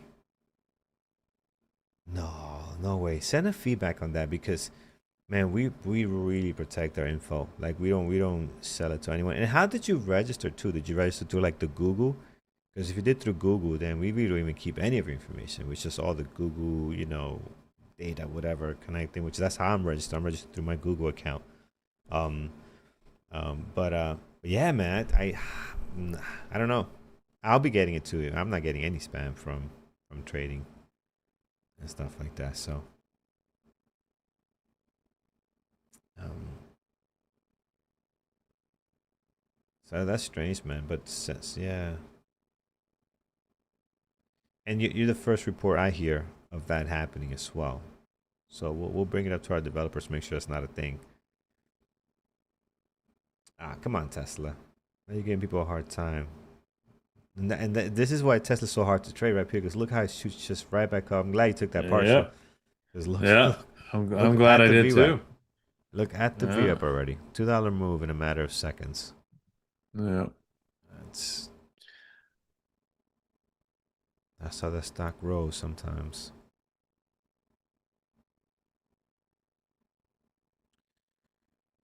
All right, how we doing? Let's check in our leaders. Who's leading here? All right, top members. Shar took number one. Our team doesn't count, but they're number two. But they don't count. I want to make sure we don't include the mods. Oof. Oh, Sam third, No, Sap probably Rider right there as probably well. not, So I guess. thank you guys for being active. Pretty cool. Yeah, Tesla's hard. Tesla's hard. Like if you don't get a cushion off your entry right away, and that's kind of what we look for. That's why the Rising Devil's a good one because when Peter took the Rising Devil, he got a cushion right away. If you don't get that Yeah, cushion right away and it starts going sideways, most likely you're gonna stop out. You could still be right, but you're gonna stop out because the pullback can be so aggressive. So you usually want to get that initial cushion, like which Peter. Let me bring up Peter's trade. Here's Peter's trade. He did right away. I mean, his entry was perfect, yeah. right? So if you don't, Oh, you're right. it's If you don't off. get It's that, off the screen. Hold on. There you go. Now you can oh see the yeah, entry. oh perfect. If you don't get a good entry like that and get that spacing from your entry, it's tough to hold a Tesla. Like if you got it anywhere after this, you can see how big the pullbacks are. They'll get you stopped out, even though you could be right on your move, right? So it's this is a difficult stock to trade when it's not moving in a direction. It really is. Um. All right. Oh, IonQ. You took all my time here, all my morning time from preventing me from trading PLTR. Then you stop me out, and then you say, "Hey, look at us now. You're going way past my first initial target. You are just brutal. You're a heartbreaker. IonQ is a heartbreaker. That's who you are. Wow, breaking hearts today, and it's gonna go to 42. Look, 4280. Mm-mm-mm. Yeah, I see circle under the screen is breaking out here. 201 going to 202. Yeah, Mm-mm. it's in play today. CRCL. Oh yeah, CRCL's breaking up Yeah, here. yeah, I yeah. see John and Usam, Such a T-Man. meanie. Well, Thank you, Andrew's tried Tab to Rider. reverse his position Reverse on which stock? on Tesla. He's Tesla. going long. A little dangerous. Yeah.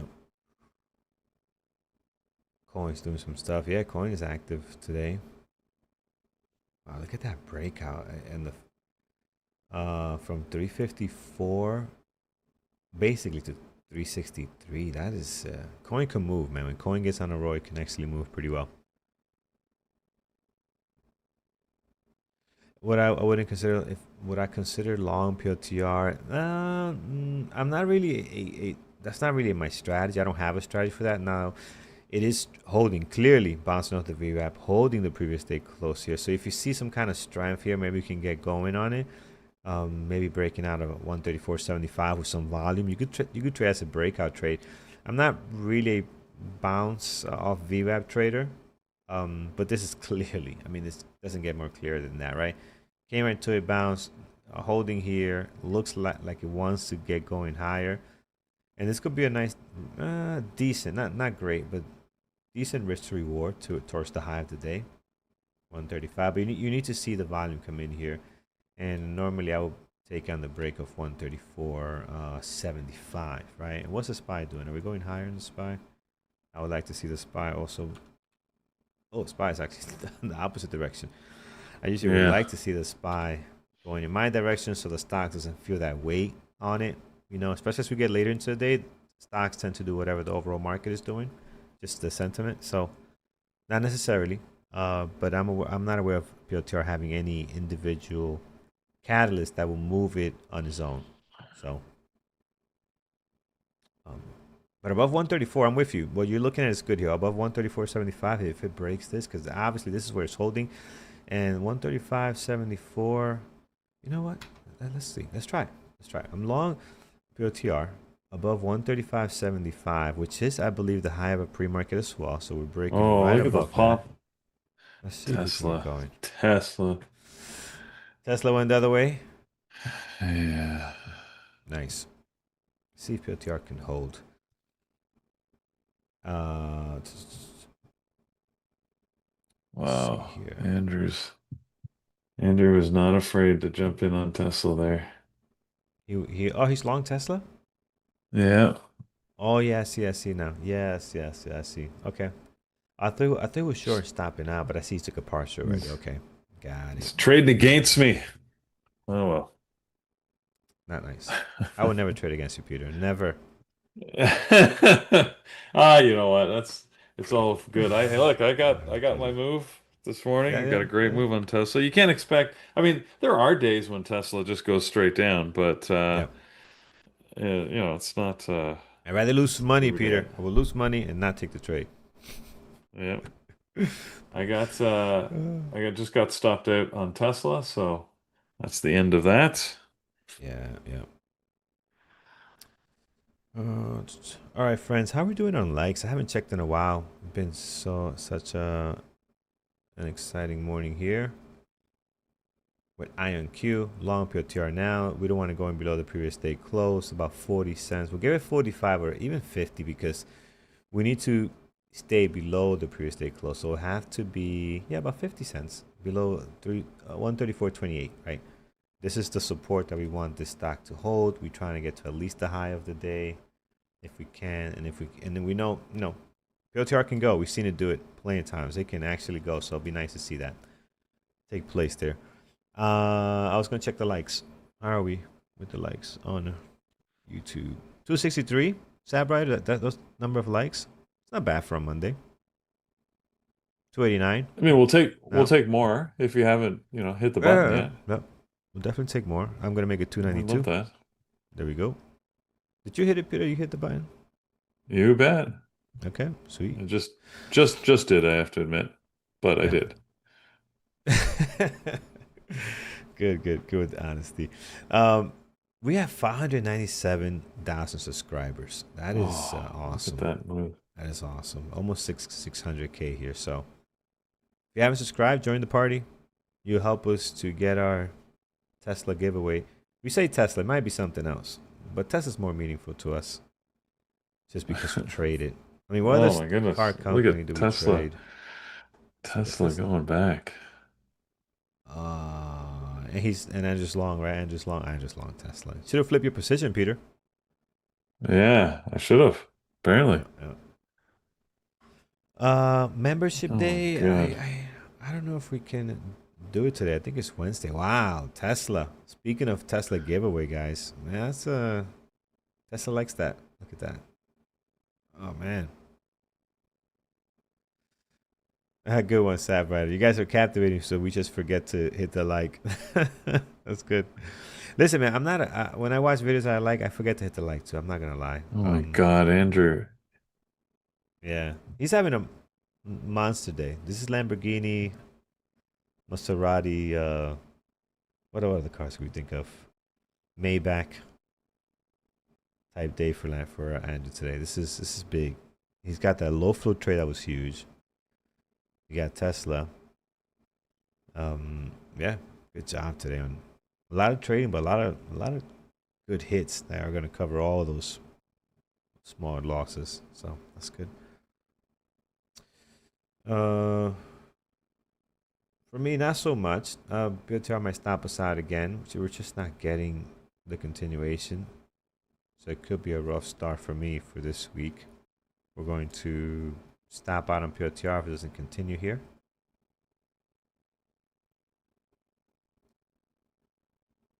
We don't want it below the previous day close. IonQ went down to 43, 42.89. Man, that would have been so nice. So nice, so nice. Friends, if you want to see Andrew trade live and Brian, you can head over to bevertraders.com. We have a deal for you guys. $19 gets you in for a 7 days on the chat room. A couple of educational Yes, it material. does. Oh my God, Tesla. Yeah, it's just you said it too, Peter. Just because it's down doesn't mean it's gonna stay down. Like you said it before Yep. market open, and we're seeing that right now. I got my hands on the Yep. hotkey here to stop out on LTR. So I'm ready if it crosses that. If it settles below that previous day close line, I'm gonna stop out on it. So, oh man, what a day, what a Monday. I'm not ready to come back. My trading's not ready to come back. That's for sure. POTR is gonna go lower. That candle just doesn't look good. And we're probably gonna get the flush. I got my hands in the hotkey.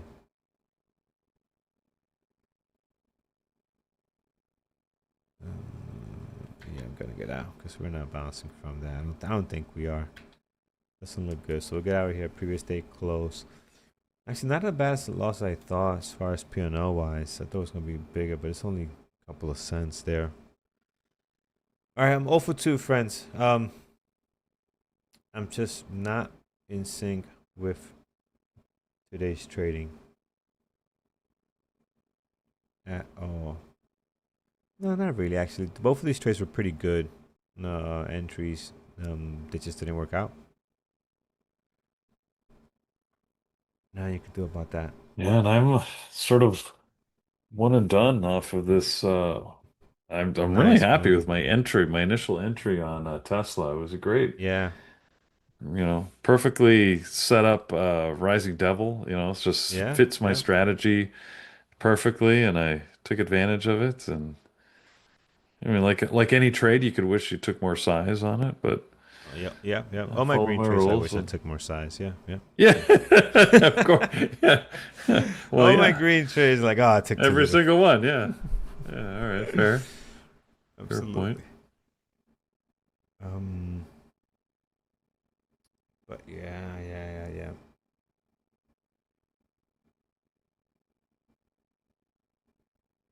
100%. So probably gonna be a red day for me, guys. Already 10-11. Um,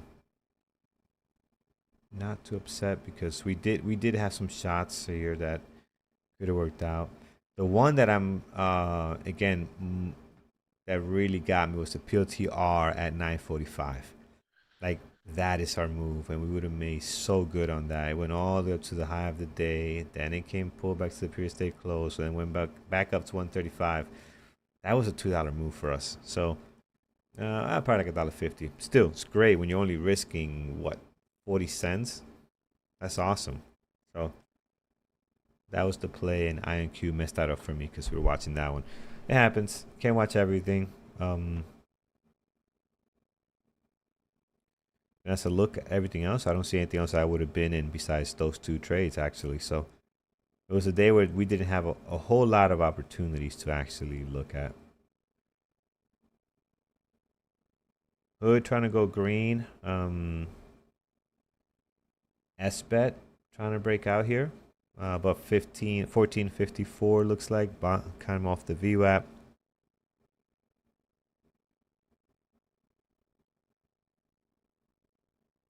There's so many opportunities.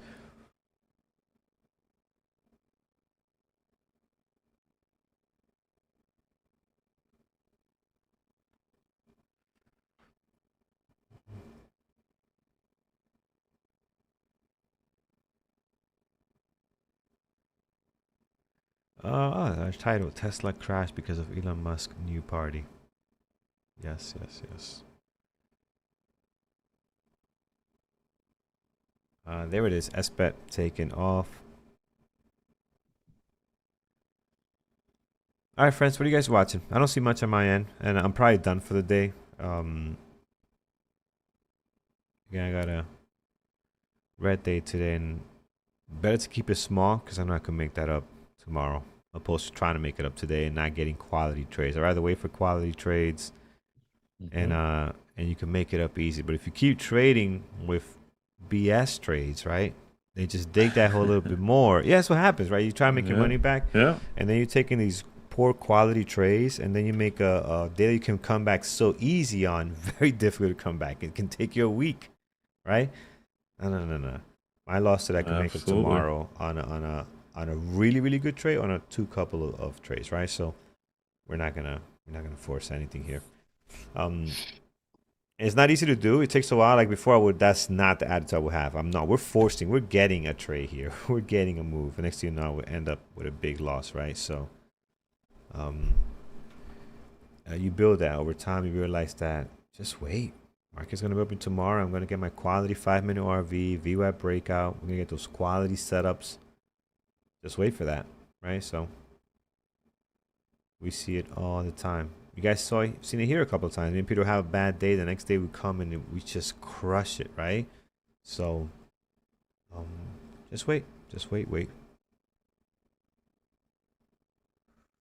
Jonathan, or a month or two. Yes, it depends. Depends how bad you go, right? Depends how deep down the hole you go. I mean, I've been so far down that it's not a month or two. It's more like you're not getting that back ever. Just forget about it. It's gone, man.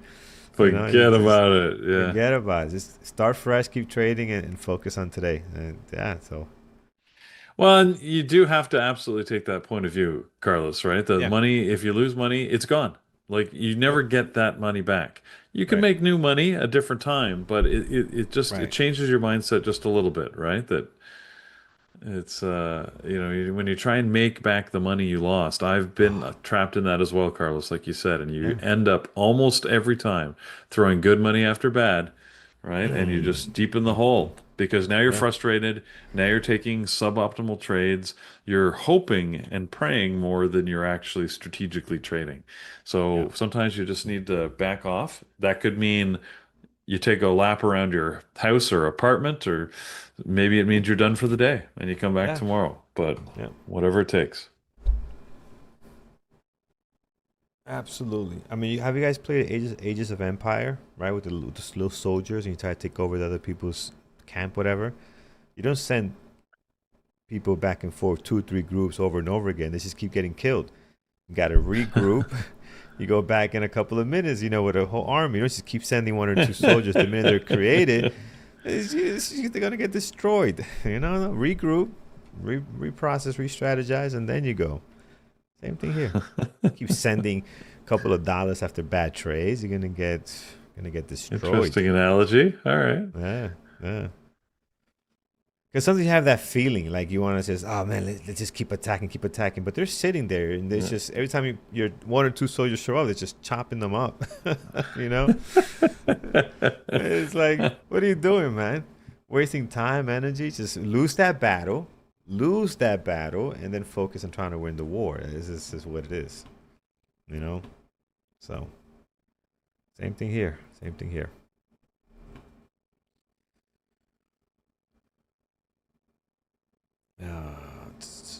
Oh yeah, all time. That's one of my favorite games. Could spend hours playing that thing back in the days, man. Um, good Yeah, times, good John. times. John is John Hiltz in the chat room. He's focused on Tesla getting to 300. Mm. Oh man.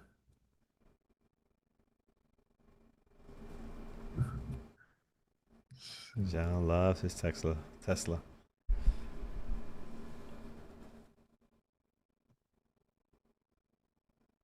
Elephants. Yeah, yeah. Elephants were good.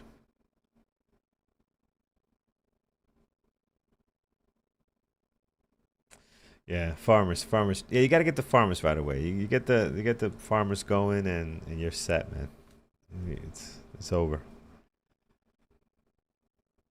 Oh, Ben, Civilization was another fun one too. It's a lot of good strategy games. That's another fun one as well. I enjoy that. What are you guys talking about? Civilization? Civilization 4 with the trading and everything and building up your. Yeah, it was pretty cool. That's pretty cool. It's all about money. It's all about the money. That's it. How much money do you have? All right, let's see here.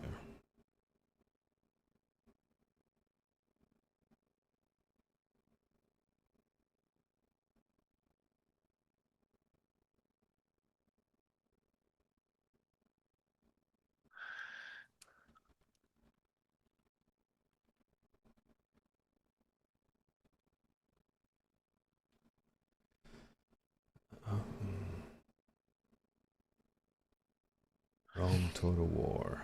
I haven't heard of these, Sam, but I'll check them out. But I can't get into them, man. I have very addictive gaming things. So I'm aware of that, so I can't be getting into those games and waste too much time. My wife is like, "What are you doing now? It's 2 o'clock." I'm like, "This new game." It's not good. It's not good. Yeah, you can get really caught in some of these Oh, things. it's not great. Not great. Bannerlord? What are all these games? I haven't heard of this. Good Is ways this to new? good Oh, ways to waste your life. I mean, I love games too, but I know that they're dangerous, so. they're dangerous, man. You think drugs are bad? No, no, no. This is yeah.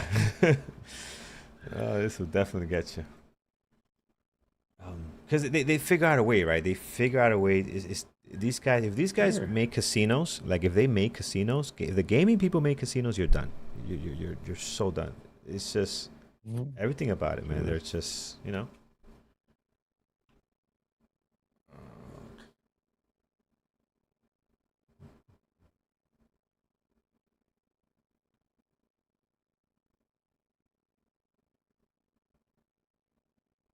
Oh yeah, I can see this looks good. Just looking at the game. You're looking up what this Bannerlord? Yeah, I'm, Is I'm this looking at what is is this this is this a PC based game or is this a It's all phone it's game? got everything. It's got see Oh, PC, okay. PlayStation, Xbox. I don't see I phone. It might be a see. little too much for Oh. phone, but yeah, I see everything on here.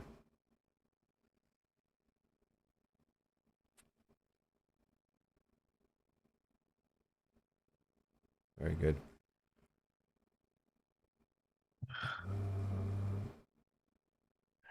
All right.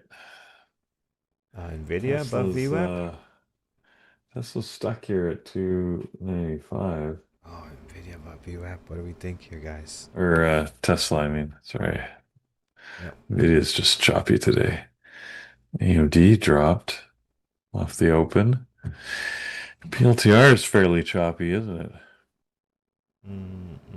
Yeah, it did hold the previous day close, but yeah, it's not doing much. Look at Nvidia here. It's above the VWAP. They get a nice little pop here, but right back down. Could be settling above the VWAP for a possible breakout, but 5 minute looks. I mean, have you guys seen the 5 minute on this? It looks pretty crappy.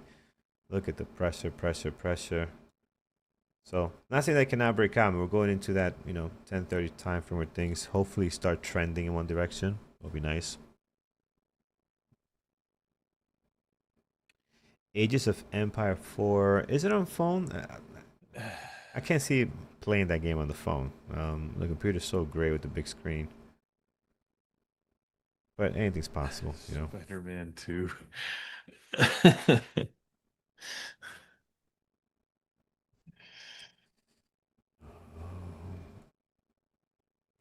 All right, I'm gonna go long Nvidia. I like Nvidia here long. Let's see if we can get the breakout. Nvidia line. Oh, wow. Nvidia, Okay. yeah. Let's see if we get the breakout here. We'll give it 15, 20 cents. So it won't be much of a big stop here. I, See if we can hold. darn it. Um, Just Ages of about to go Empire short 4. Tesla again.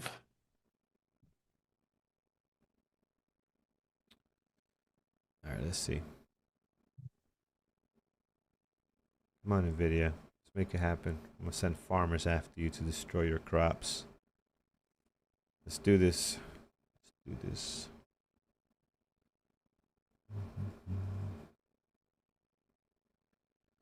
Long Wolf. Wolf is in play today. Wolf, Wolf. All right, Nvidia played us. Nvidia. They like the farming comment on Nvidia. Didn't like that. Let's see if it doesn't bounce above the VWAP. I'll stop out. We're down 30 cents. Yeah, it's not looking good. Let's see if it can hold the VWAP here. It's choppy. It's choppy. Like if it comes back up here, it might just chop around. Like there's no definite move on this thing at all.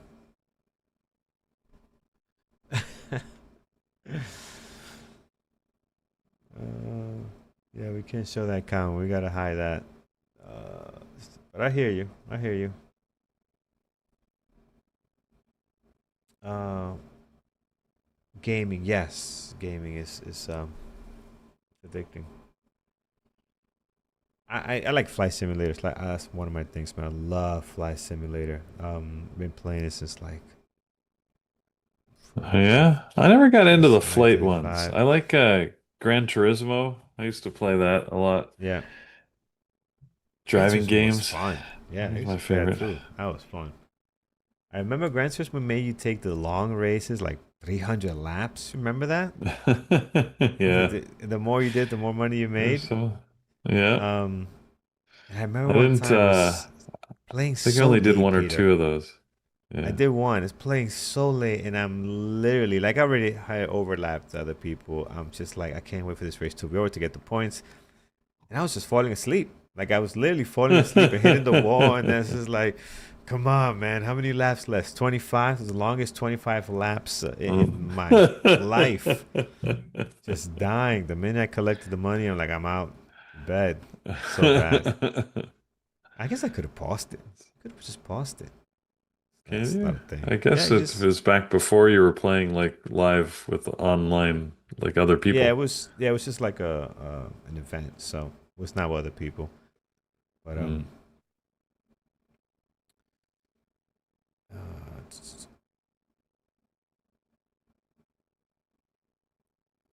come on, Tesla. We're talking about games that you help us run. help this make this a winning trade so we can make a statement to our gaming nation here. Um, Battlefield, one of my favorite online games, man. Oh, those were so good. Especially the older one with the helicopters. I think it was the Vietnam one. Oh, it was nothing like it, Peter. It was so good. Okay. Yeah, it was so good, so good. Battlefield, yeah, Battlefield. 1942 was it? And the music, the Never. soundtrack, Peter, the sound. It was like actually, I never played it. oh my goodness. It's in fact that's the reason why Okay. this here I got this because of Battlefield. I mean, it was so easy to Really? reload. Yeah, that's where this comes from. This is really old. So Wow. this play a lot of Wow. Battlefield, man. Oh yeah, and you could reload, and I was always the rescue person, like running to rescue people, revive them. Oh man, and the teamwork. It's all about the teamwork. If you had the good communication with the team you're partnered up with, you'd be unstoppable. So, a lot of fun. A lot of fun. Okay. Medic, yes. Uh, Medic. Medic. Medic over here. All right, let's see what Andrew made today. Andrew made. No, Too he's many made zeros. he's like Too many zeros six there. figures today. Yeah, it's Oh too many no, not zeros. quite. Look at all the money he What? made on MBio. 45 grand. That is Yikes. wild. That is wild. It's crazy.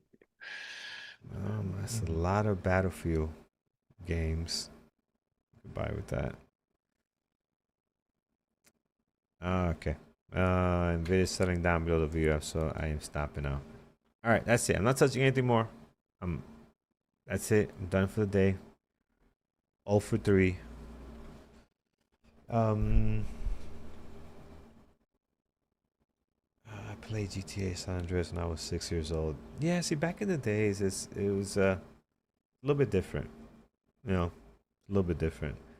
Now it's can't be playing those games with the kids. It's different. I don't know why. But I used to play all these shooting games, blood everywhere. Now I won't let my kid play those things. I did. I turned out fine. It's blood everywhere. People cracking their skulls, and now, oh my god, it's a whole. It's more sensitive generation coming up now, and I include my kids in that. There's just they're around more sensitivity. And it's like, oh my god, you gotta be careful. Can you imagine my boy going to school saying, "Yeah, dad's playing GTA, running over people"? The child service will be knocking on my door like, sir, we heard. Listen, mind your business. Mind your business. We don't want to get to that point, so we're I don't just, know. Yeah, it's yeah, it's just gonna just take it easy. So back in the days, man, there's no filters. I mean, no filters. I It's don't. different.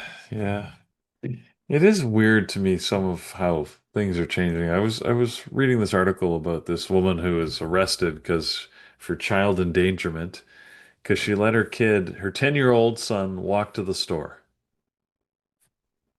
And Yeah, the store was like half a mile away from her house. it's And a ridiculous. neighbor Yeah, reported it. The child went to the store, the child came back, there was no issue. And I'm thinking 10 years old, like 10 years old at that age, like in the summer, for example, like right now with school's out, I would disappear in the morning and come back at 8. I wouldn't show up till dark, Yeah, like that's right. my parents had no idea where I was. I was Yeah, miles away, miles from home. I had a it's bike, different. you know. It's I had a different. Yeah, bike. I just, I'm out. yeah. And I'm thinking, It's wow, that's yeah.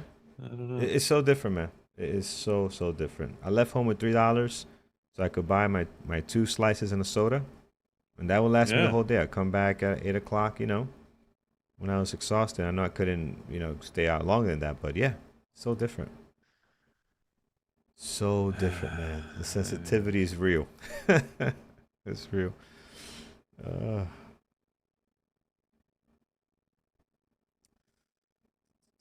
yes, it is. And no phones back then. So it's like, where are you? And call you. There's no phones. None of No, no, that. none of that.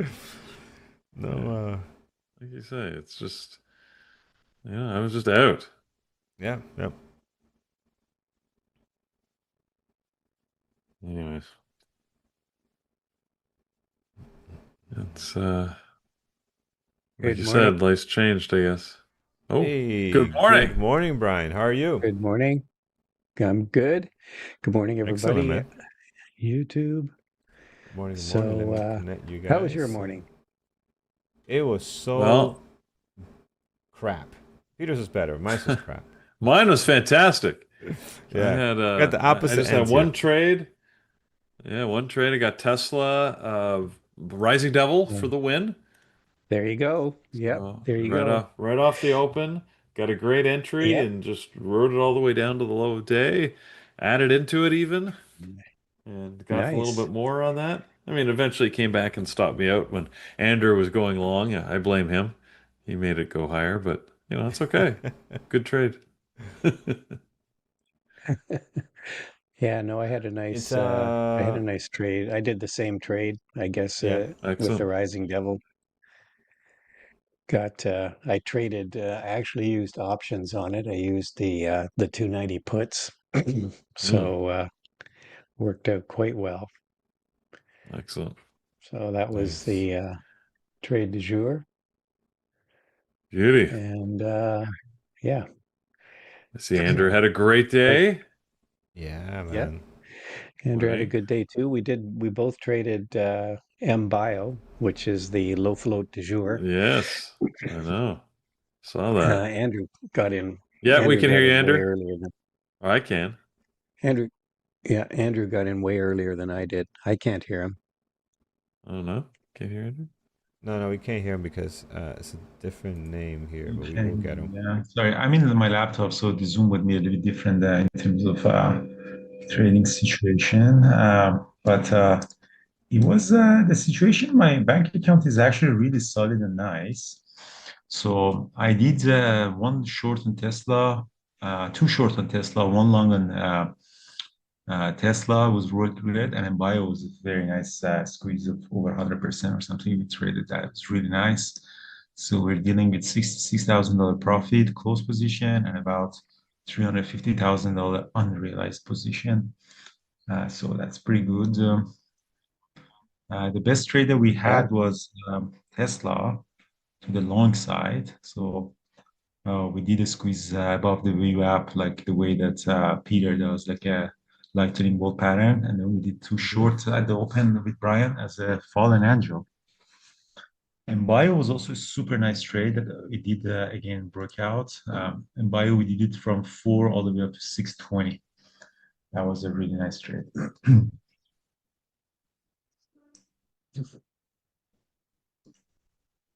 yeah. So it's been a pretty crazy day. The other I had 622.50 on the SPY marked as a level that there was going to be some support.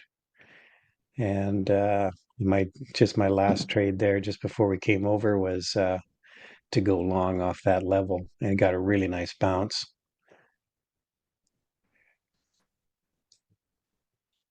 So my setup So is I have one laptop and two screen. For some reason, one of my screens are not working. So I have only one screen working. It doesn't get the signal for some reason. So that is the thing. Usually I have two screen. So one of them would be chat room and the other two would be completely trading. But since I have only two, so what you're seeing right now, I'm sharing is two charts and two montage is the main one. I'm not watching anything else. And then one of them is the chat room and the other one. So for those of you guys on YouTube, um, I'm in Portugal, in Lisbon. So I'm here until Thursday, and then after that I fly back. I was in New York City, and I said I might as well just fly to Europe again because it's a shorter flight. yeah, it's much more manageable flight when you're to Europe when you're leaving from the East Coast. Yeah, it's Vancouver is just it's so far from everything.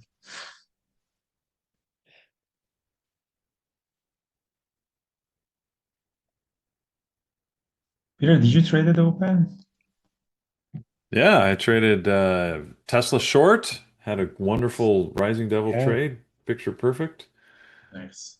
Amazing. Yeah. But Peter's using the old Rising Devil trade at the open. And indeed, when sets up, if it ain't broke, yeah. stick to my strategies. It's, one of the key things in my trade book, and I just trade my trade book, rinse and repeat. Yeah, you don't always get a setup like Tesla, No. but that was a pretty classic Rising Devil trade, Yep. gapping down on news, getting weaker going into the open, um, waiting for that pop up, some short covering or whatever, bargain hunting, and yeah, at the VWAP, look to short it. Yeah, my entry was great. I got in above the VWAP on that first pop, so Andrew got in. I was happy, Okay. Andrew. I got in a good Yeah. dollar ahead of you, so almost $2, I Well, guess. you're a better trader than me. Um, Oh, hardly that. so, But The Rising Devil. I gotta take my wins where I can get them. yeah. So any question, guys? Don't see it. So honestly, I'm not in the mood of trading. I'm actually having my beer, finishing my beer, because in Portugal at 3 p.m., at 4 p.m., you can go either way with coffee or beer. Um, I have a pretty good day. Any question in the chat room or in YouTube? So I answered that. And guys, remember, guys, today is the last day if you want to join us for 4th of July. So we'll trade live in the chat room. We have a lot of webinars every week. So if you really want to guys trade that so the new book is finished, guys. Just the last editing and stuff, because I'm really perfectionist, so I'll make sure that everything is that. So by next week, guaranteed, next week, guaranteed. So I'll land on Thursday, finish it over the weekend, guarantee next week. So Rising Devil it's not Rising Double, Rising Devil, like devil, like Satan, like thing. It's Yeah. that something that is gapping down significantly, and the reason that we call it the devil is red, because it's red, really red. It's like hell. And any pop at the open near the VWAP is a good place to short. Usually these stocks have short selling restrictions. So and the pop you short it, and then you make the move on the drop down. The stocks that are really selling off in the pre-market or a little bit far from the volume weighted average price, usually at the open tend to pop back up to the VWAP. But because the weakness, the fundamental news is really negative, they go down even further. So Tesla did exactly like minute number one popped up, but sold off for 4 or 5 minutes after that. So the idea here is to short them on those pop. And Brian was the person who invented this strategy, Rising Devil. Hmm. So Jose, yeah, Yeah. I'm gonna do a live trading on Toronto in September, money show. So I'm gonna go to Toronto Money Show. We're gonna do live trading, very similar to what Vancouver has, because Money Show asked me if you want to have similar to that in Toronto, and we have a lot of traders in Toronto. So I might do a live trading in Toronto in September in Money Show, and then we do have the book signing as well. So if you guys want to come, that would be really nice. Um,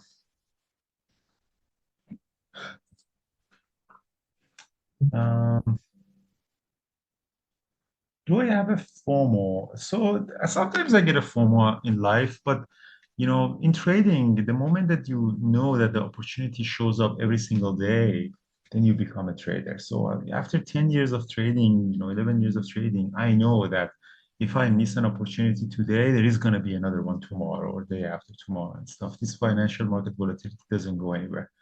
So you have to make peace with the fact that you are going to miss some of the really amazing moves. Like today in bio, I knew it's going to go to 7 and, eventually did hit 7. But, I don't have to be in every single move. So it's very important and to understand that. Yeah, we're going to have the meetup in Toronto for sure, Sam. I think, closer to the date, I think it's around September 19 or something like that. So we're going to have live trading on Friday. We have a meetup, and so we can have that one as well in Toronto. We have a lot of traders in the East Coast. Um, Yeah. I may come to that as well. yeah, absolutely. Um, and the Last bookmap, time, somebody's asking last what time we question. had, Bookmap, we're gonna add it on trading terminal as well very soon. Very similar to bookmap. We're gonna have it on trading terminal. So essentially, you have the real-time simulator, real-time chart in your bookmap. Also, like Thor's indicators, we're gonna add it also into the trading terminal simulator as well. We're building it for the people. So in the next month or so, we are gonna have a lot of new features launching for trading terminal.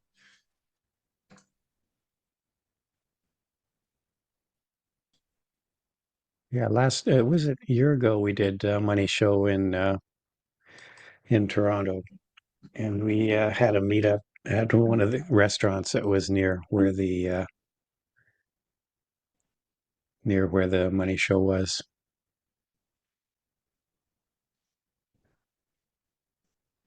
So Dayla is asking, she's new. What's the broker that we're using in Canada? I'm using Interactive Brokers. I've been using, I think I opened up my account like 2013, so it will be 12 years.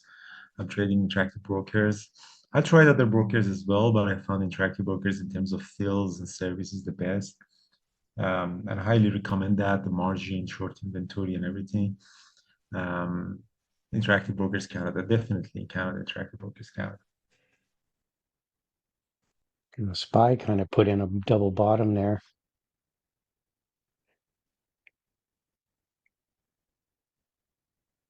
So Army is asking, thank you, Army. Army paid $5 to ask this question. I appreciate that. How much do you trade on margin? Like 1 million or 1 million plus? Usually my positions are about 1 million. So my account is about $8.5 million Canadian now. I do have some position on SPY and bonds. So I'm using the excess margin that I have through that. But my average position is like on Tesla, something around 5,000 shares, which is about 1.5 million dollar worth of buying power. But that doesn't mean that I'm risking $1 million. Do you know what I mean? So that it's very important to understand. When I'm taking a position of $1 million to make $10,000, a lot of people think, like, let me show it to you. You can see my screen right now. So a lot of people say, hey, Andrew, you risk $1 million to make $10,000. Are you crazy? So the answer to that is when I'm taking a position of $1 million, I'm not risking $1 million. $1 million is the worth of my position. I'm risking it only if Tesla goes to zero. And Tesla isn't going to zero ever. So Tesla, my risk would be if Tesla drops like, $1 would be $5,000 loss. So I'm risking $5,000. What you are doing is like zero DTE options are risking that. So they are very, very dangerous. If you, for example, buying the position of $200,000, then that position can go to zero in a matter of 5 minutes because there's zero DTE. Sometimes they have no value beyond that. So that's why like Avi, who's trading options with zero DTE, is making really, really good money, but also he's managing his risk really important. So it's very important. People who follow Avi and his really big days, like $100,000, $200,000 profit, they have to have an understanding that the risk management is very different from that. Because the position that 2,000 contract or 1,000 contract that you buy can immediately go to zero. So it's a completely different story, all those ones. So it's not a bad idea to Yeah. go all in into a one position. As a matter of fact, in the real-time simulator and trading terminal, we're building some hotkeys, and we do give you like 100% buying power, 75% buying power, 50% buying power hotkeys, because doesn't necessarily mean that you're risking everything. Avi should have been back actually today. Avi was traveling for 2 weeks, but Avi should have been back. I haven't really um, got anything. Uh, Yeah. Even when you're trading the zero DTEs, because I traded the zero DTE SPY this morning. Again, it's all about risk control because I got in around 140, $1.40. And this thing about the SPY puts and calls, the zero DTEs, they're very liquid. So, they're easy to get in and out of. So you treat it just like you would a stock trade. You just, you have an area where you decide wherever it is, you're going to stop out if you're wrong. So you're not risking everything to be in the trade. But again, you have to be disciplined. And if the trade isn't going your way, you have to get out. You can't just keep holding hoping it's going to go back in your favor, because that's how you blow up your account. Another question that the Arm Day is asking is, on average, how much capital do you typically allocate to a trade to make it worthwhile for you? As I mentioned, between 1 to 2 million. Sometimes when I want to be really aggressive, $2 million worth of position. But again, you have to also remember that the percentage that you're getting is compared to your portfolio. Like today was a great day, and I made on Tesla short and long $20,000. And $20,000, when I'm taking the positions between 1 million to 2 million, that's exactly around the 1% or 0.5% that we're talking about. And that's a reasonable profit. A lot of people, $20,000. Yeah, but $20,000 on a $2 million position, it's 1%. And that's reasonable. Or $20,000 on a $1 million position is 0.5%. And that's exactly you really need to think, sorry, 2%. Like these are the things that like anything above 1% per day is unreasonable, and you don't want to. Today was significantly high because of the bio, and bio is moving like 100% up and down. But generally, my day is something, if I can get 0.5% of my account, I'm pretty lucky and successful.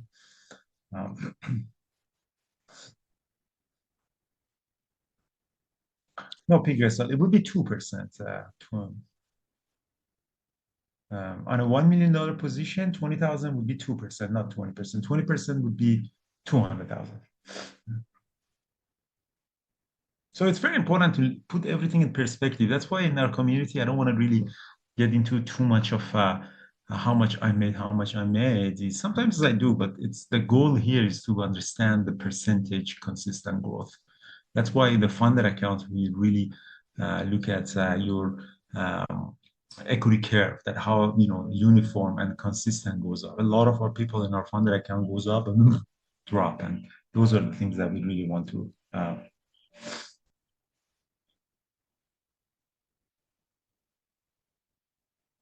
yeah, exactly. Like talking on percentage is the key for success in trading.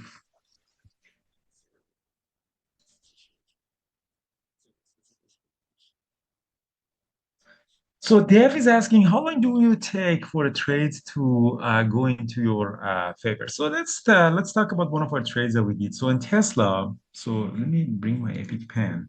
You guys can see my screen completely. So on a Tesla, especially in the long position, so I stay in my trade as long as the criteria that I have for that trade is still in play. Example. So Tesla, look at my chart. Those of you can see my chart. So when Tesla is squeezed up like this, on a 5 minute, we started forming a bullish engulfing. So I said, let me actually bring the 5 minute for those of you who are seeing. So this is a 5 minute candlestick.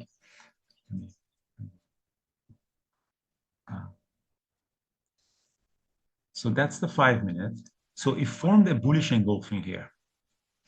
And my theory was that if I go long here and put a stop loss around half of the size of this bullish candlestick, I have a chance that if I risk, for example, $1, I might potentially get $3, $4 out of this. So that was my original thesis. I didn't know that it's going to go up or not. So when I went long, my stop loss was somehow around this half of the size of this bullish candlestick. And I'm expecting a pullback, like nothing goes up like this forever. On a 1 minute chart, when it really squeezed up, I was looking at a 5 minute chart and I saw that it's still going, higher high and higher low. So my thesis was, as long as you're making on a 5 minute higher high and higher low, you stay in this trade. But if you, for example, stay here for half an hour, then maybe I'll get out of it. But as long as you're still making higher high and higher lows, you are in my thesis. Or for example, if here, when I go long, my thesis is that I have to stay above the VWAP. If it comes down below the VWAP, then I get out of it. But if it stays here, for example, for another half an hour and my original stop loss was below the VWAP, I might stay there because my original theory still is in play. But it also depends on your system. Like as a scalper, generally, I want trades happen really fast for me. So even if sometimes like takes 20 minutes, I might get out of it just because I'm very impatient and I'm a scalper. But in theory, as long as your original thesis, like above the VWAP or below the VWAP or that kind of levels that you have in your mind, still is in play, then you should stay in play. That's a good system, the system that you trust your system and you stay in there. On a 1 minute, for example, if I show you 1 minute here, so when I went long on 1 minute here, so again, my original stop loss was somewhere around here. Maybe I should have added on this VWAP. And now, as soon as you broke out, then you probably add here, and then you were staying there, and you ride it momentum to the upside. So the commission that I'm paying is between about 2 to 4% of my total profit per month, Alberto. And if it's your commission that you're paying is more than 5%, is between, some people pay up to 10% of the profit. They're generally over trading. It means that you're trading large share size for very small little profit.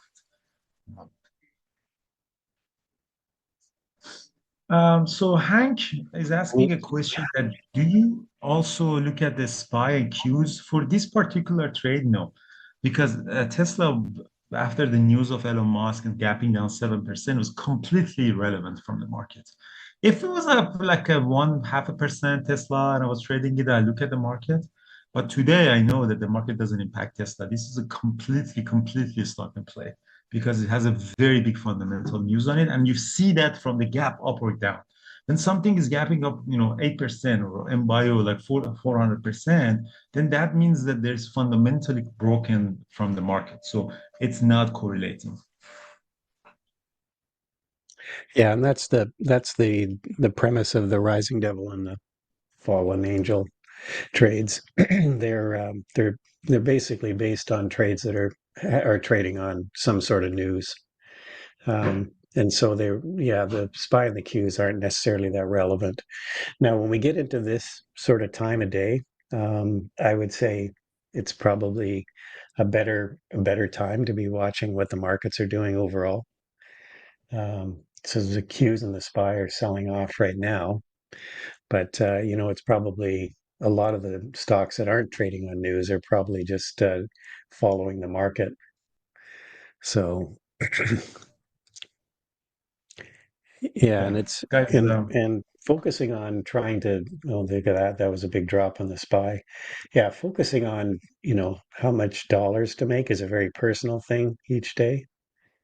I mean, someone mentioned in the room that Andrew had a target of $500 a day to make, but it's got to be a number that's relevant to the size of your account, how much risk you want to take. It's a very personal thing, so it's not something that someone should copy. Try to figure out what's a good target for you. But I really don't like actual targets, because if you're going into a trading day thinking that your target is $500, you tend more to focus on the target as opposed to following your trading plan. So you're tempted to take trades that maybe aren't in your trading plan because you want to get to that target level. So I think it's better to focus on a trading plan and staying consistent and following that plan. yeah. The money So some of the will question come is, if you do that. sorry, Brad. So another question is that Yeah, go about ahead. Webull and Robinhood, these free commission brokers. I do not recommend them. I haven't heard anyone successfully scalping on these brokers. They're not direct access, and your fills won't be amazing. I personally don't recommend it. I've heard people. This is a word that I'm actually quote that they say, going to a gunfight with a plastic knife. It's one of our traders mentioned that to me. This is a financial market is a war. Like everybody's there to take your money. So you want to be prepared. Someone asked that, your account is $1 million. If it's $1 million worth it to, with the commissions and stuff. So the answer to that is, I agree with you. The small accounts, don't bother. Like a lot of people have $500, $1,000, $2,000. Trading is not for you, not this style. Just focus that energy to work harder, build a career, build a business or something like that. Anything above like $50,000, something like that is actually start making sense to trade. You don't need a $1 million account. You with a $50,000 account, you can also trade, but you have to have expectation. Like, if you have only $20,000, you cannot day trade for a living. If anyone is selling that idea to you, is an online scammer. So it's very important that trading for a living requires the capital. It's like you want to open up a business like a restaurant and you don't have money to buy chair and table. Like, that's just stupid. Like, you don't want to open a restaurant when you don't have even money to hire. What you can do is, a lot of people who don't have money, but they want to be a trader, what you can do is you can invest that money on your education. Go through the simulator, go through our funded account, go through prop firm, go through real-time simulator, and learn trading for 2 years. And maybe by 2 years you have a little bit more saving and more capital, then you can start trading. And it's a very bad idea to first get the money and then start trading, because it's gonna take a couple of years for you to really become a good trader. And we'll see that in the community, that people who are here for years, they really become full-time trader or making money out of it. All right, I have to go. I know Thor is here, boss. And Brian, thank you so much. I'm going to hand it over to Yeah. the bosses guys. I might miss trading tomorrow because I might actually drive down to Algarve. I'm going to go to the south part of Portugal. But Wednesday, I definitely trade. I'll try to see if I can make it before that. If I check into the room, I'll join. If not, I'll trade on Wednesday. I had a really good day, so I'm going to enjoy today's success, and I hope everybody having a great time. And Thor is going to come. Thor is one of our best traders. If you want to trade live with Thor, he's trading live for Peak Capital traders, next bootcamp every single day. So, I highly recommend guys learn from Thor. His style is super nice, super easy for new traders. It's super slow, low pace, and he's a great educator as well. And again, if you really want to work with him closely and see him live trading, screen share, and everything, join Peak Capital Bootcamp. We start in September. Ciao, guys. See ya. All See ya, right, Andrew. man. Safe What an travels. introduction that was. Yeah, man. Man, I'll take it. You're a rock star. But you are a rock star. I haven't been on like Times Square billboard ringing the bell at NASDAQ or anything like that. So, whatever you guys There are you doing go. on Friday, I'm pretty sure qualifies as rock star. But I'll be a humble roadie, maybe a humble roadie, perhaps.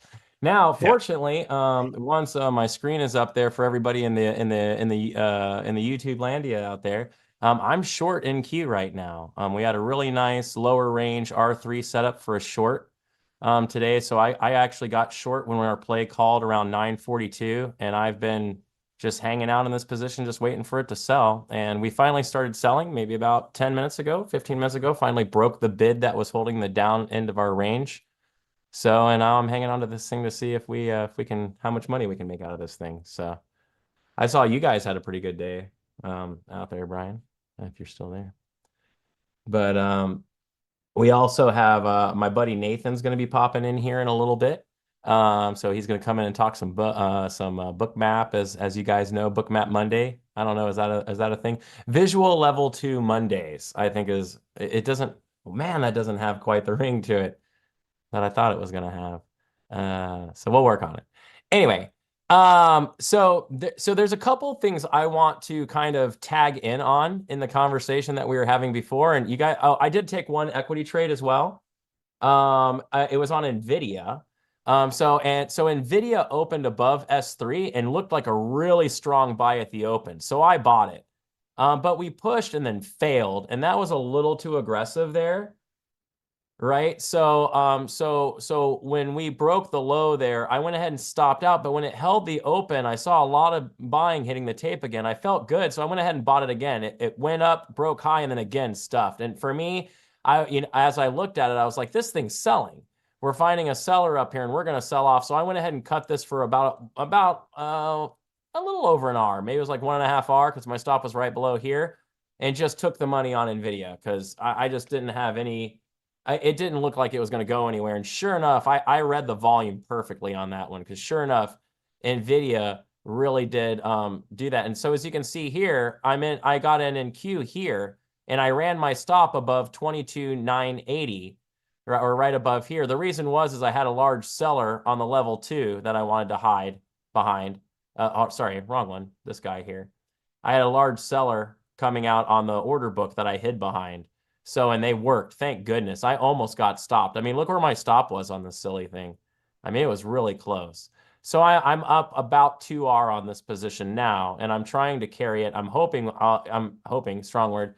I would like to see it fail here and then continue on to the downside. This is a lower range and it's a narrow range, so we should run our ATR low today if we run our ATR. So, and that would be down here near S6. So I'm going to try and, I'm hoping this, I'm thinking this is going to be a reoffer, and then I'm going to look to continue this run all the way down to here. But all in all, up some, I'm up money. We're reoffering this area of discount as new premium now to see if we can engage a seller there. If we buy back through that level and come up here, I'll probably just cut out of it for a small win and just call it done or whatever. I don't know. I'm good. Have enough in here to cover this trade, even if it stops.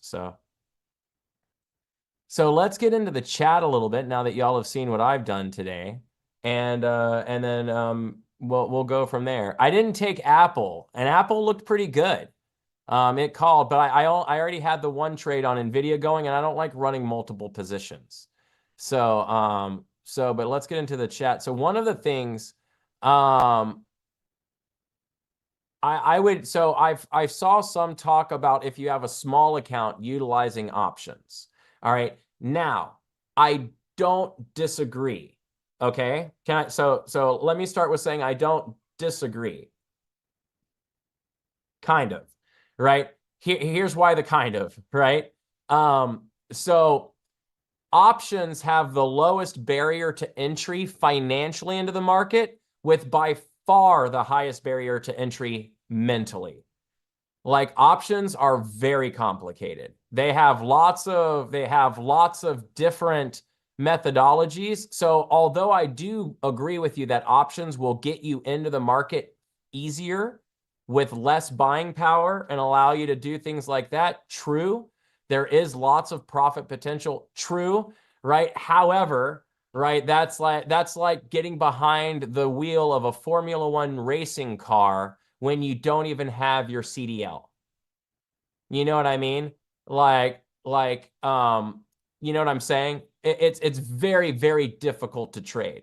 This is one of the reasons I would highly recommend focusing more on what Andrew said immediately after that, which is if you don't have the money to day trade, you shouldn't be day trading yet, right? You should be learning to day trade while you get the capital you're going to need, right? So I would get a part-time job, even if it's like something you feel like is a little beneath your status, right? And just allocate that money to building a proper trading account, right? Maybe it takes you a year or two. Guess what? Learning how to trade takes a year or two, right? So you can take the time while you're learning to trade and while bringing in a little bit of money.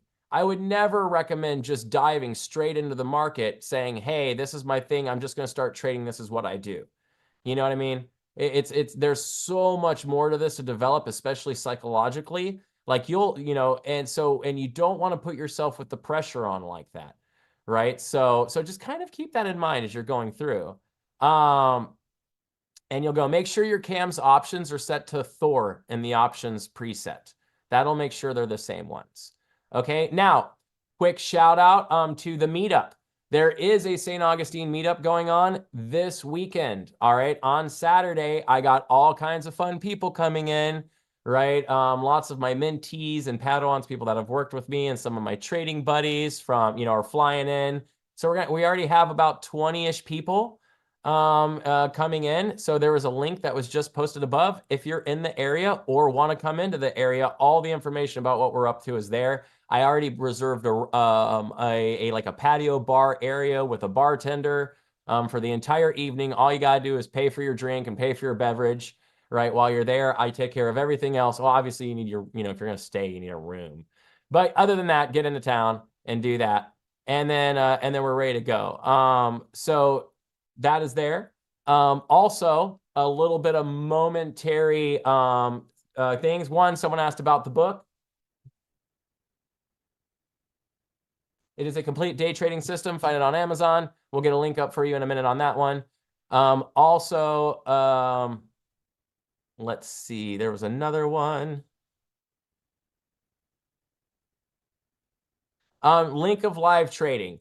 I will have also, if Carlos, if you're listening, if you could post a link for Peak Capital. So I only live trade in Peak Capital or on YouTube with you guys right now, right? So I'm in a live trade right now as we speak. If you're looking at my screen, you can see my book maps up. You can see that the ES and the NQ are selling, which is I'm really happy about considering I'm short the NQ right now, right? So when I'm here, here's my buy limit target here. This is probably about 5 or 6R for this buy target, but this is where ATR low is. So this is where I think if we sell from here, our best projection is here. But if we get past, S3 and get down to S4 and we start to reverse and we're over $800, I'll go ahead and take that off there, right? So I'm looking for a sell and for a sell down into the lower end of the range today. We'll see what happens. It is a narrow day, so I'm expecting us to go outside the range to find our value area, and we've got lots of bids to the downside. So I'm feeling pretty, we are kind of leaning out a little bit, but whatever. I think we're good. So we'll see what happens. So yeah, of course. The ATR limits is called adaptive ATR limits. This is also by BruzzX. Drop them a coffee. You can see here the calculation method I'm using is basic, and our length is 14 with a limit smoothing period of 1. I do like to show the ATR box because that's what makes this little cool guy down here. And I throw in the bottom. Let's look at Meta. I do have an alert call on Meta right now, and we are near ATR high. So I really like Meta for a short here, in theory, right? So we're really near our ATR high, so I don't expect us to be able to make another leg up. So this is why it is in a, we did make our new high of day after 10:30, which is a little bit lesser on the stat. But if we keep selling like I think we're going to sell on the NQ here, Meta could potentially sell from here. A target, if you sold, would be a movement to S4, right? So this is an R4 extreme reversal. So you'd look to short R4 and move all the way back through low of day and bottom out somewhere north of 710, right where our ATR low is, right? We're going to run, ideally we run one of these ATRs out. We haven't quite went to here, so we probably go down to here. And that's where our target box is at as well, right? So that's kind of what we would be thinking.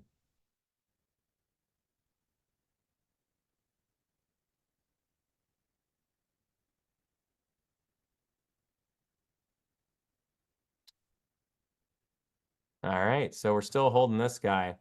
So I want to make at least $800 out of this position. I probably risked around 2 on it. So I want to make at least like 800 out of this. So I'm going to hang on to it. It shouldn't come all the way back up to the open price to reoffer the open again. We've already broke this bid. So it would not be good if it bought back inside of it. So it might be worth cutting this if it does. We'll see what happens. Right now, so far, the buying response to hitting this low has actually been quite weak. So I actually think we're still good VPA wise. So let's check out some VPA here. So one thing I'm noticing here, right, is we sold good sell response, and as we've reoffered back up, our volume has been declining. All right, let's get up here a little bit. Let me make this a little bigger. There we go. You can see our volume has been declining quite a bit as we've been pulling back up to reoffer the CP. So it doesn't seem like we're getting a lot of engagement here. So if we can't get more engagement here, they'll start reoffering lower. And if we start selling as we reoffer lower, then we'll know we're selling again, right? So what we're looking now is for us to make a new significant low with some volume on the sell side. And this will probably be a reverse ABCD pattern by the time we're done with it. Now, if we start to buy here and we can buy premium here, that puts us back into range. And it would be quite easy for this to squeeze all the way back to the open. But I will likely leave this position on no matter what happens. I actually feel pretty good just systematically that I've got the best price of the day. So I don't think we're going to get any higher than me. And I think we're going to, by the end of the day, I think we'll close on a bit of a correction today. So I'm going to be looking to keep this position. And I would like to run the ATR low to the downside. Platinum. Why don't I have platinum here? I normally have platinum. Hold on.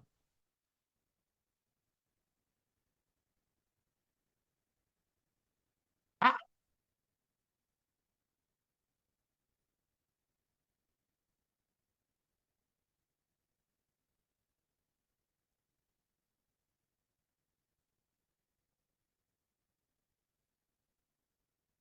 I don't get the micro data. Okay, hold on.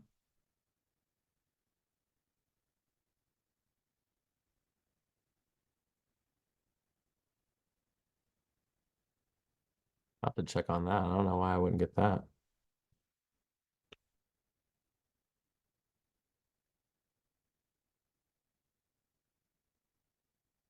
So platinum is in a higher narrow range. So I don't like platinum from here for a short or for a long or any. I don't like this range for platinum at all. So for me, I would look for platinum to get all the way back up near 1390 and then maybe a short from 1390. Maybe a short from 1390. Yeah, so like here, see how we hit and then broke and sold? I would look to sell again near here. So if you're gonna like look for like a strong level, right? Like a horizontal line, you hit the bottom of this guy right here where we broke, right? This guy right here. So carry that over. See how that lines up with our S4? I wouldn't want a short ahead of that. It seems too easy to get caught into a squeeze. My stop loss on futures is actually arbitrary. It's just based on it's just based upon loss. So I'm not willing to lose more than $250 on a trade, basically. So my maximum, stop distance is based upon how much I'm willing to lose on a trade. So I can take 4 contracts, run my stop above that order. So one of the things I'm kind of shifting on a little bit, and y'all will see this with me more and more over the next couple months, is I'm starting to shift towards being a little bit less concerned with what my target is and more concerned, or what my profit is, more concerned with what my loss is, right? As long as I'm not losing more than 200 or 250 on a trade, I'm really okay with that. But what I've noticed in my stats from last month is, but last month I had probably the best trading month of my entire career. I mean, actually, not probably. It was hands down the best trading month of my career last month. And I left a lot on the table. As I went through and looked through it, I was like, man, there was a lot of potential profit I left on the table just by not being by just hitting targets and not letting the winners really run. So what I'm really going to focus on, I think, for the next month is trying to expand that a little bit and see if I can start. So for instance, and my idea here is if I'm targeting, I'm going to try and run out the ATR low. Now, if we hit S3 and bounce off of S3, I'm willing to stop out. But if we eat all the way through S3 past my profit target, I'll just pull my stop down to my profit target and then just see if it runs out the ATR low. But right now, for instance, because, I'm really starting to make a shift. And then Jasper, I'll talk to you about that. I'm really starting to make a shift in mental style between scalping and day trading, right? Like obviously you do both during the daytime and they both are day trading tactics. But when I say day trading, I mean traditionally day trading, right? Where I'm really going to be concerned with trying to capture 80% of the day's ATR. So I want to get as close to ATR high as possible. For instance, I believe ATR high will be around R3, and that means my ATR low should be around S6. So I'm going to project across the range and I'm going to try and target S6. Right. So, and become less concerned with just about how money I make target wise, but really start looking at actually running true day trades. And then I think on the days when I really hit, I could potentially have some 10 to 20 R days. And then on the days I don't hit, they'll just still be 1 R loss like they always are.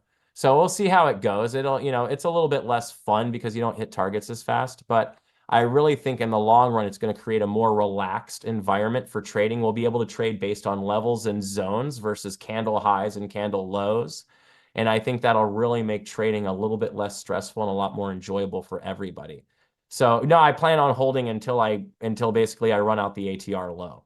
So if that's 3R, then it'll only be a 3R hold. If it's a 20R, it'll be a 20R hold. So for instance, and then so in a new update yes, it would have worked better last month.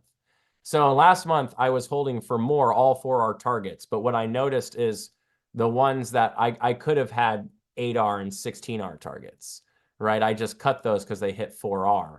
But if I hadn't have cut those, it wouldn't have resulted in more loss. I would have maybe dropped maybe 5% or 10% on my hit rate. but I would have increased my profit rate by like 20%, right? So I'm willing to lose more trades if I'm going to make more money. You know what I mean?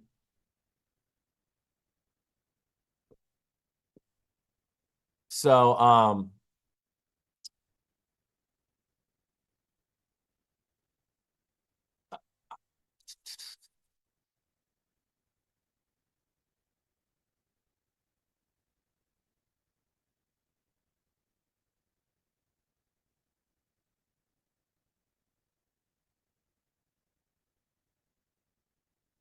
okay, so Jaspreet, why do I prefer futures over good old stocks? Right? So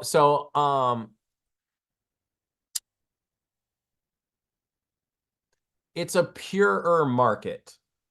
Does that make so to start with, right? The futures market it is a completely algo driven market. So there are no, it's kind of, it's traded, all of the futures and issuance are all being done by algorithm. So the price action itself tends to be fairly regular. It's also futures are more institutionally traded, right? So think of it this way. If you're going to go play a game of baseball right now, who would you rather play a game of baseball with? Would you rather go play a game of baseball with a whole bunch of people who barely actually play baseball and aren't very physically fit? Or would you rather go to a high school, right, team or better, right, and play with a whole bunch of people that have uniforms, gloves, and they know all the rules of the game and all the different things?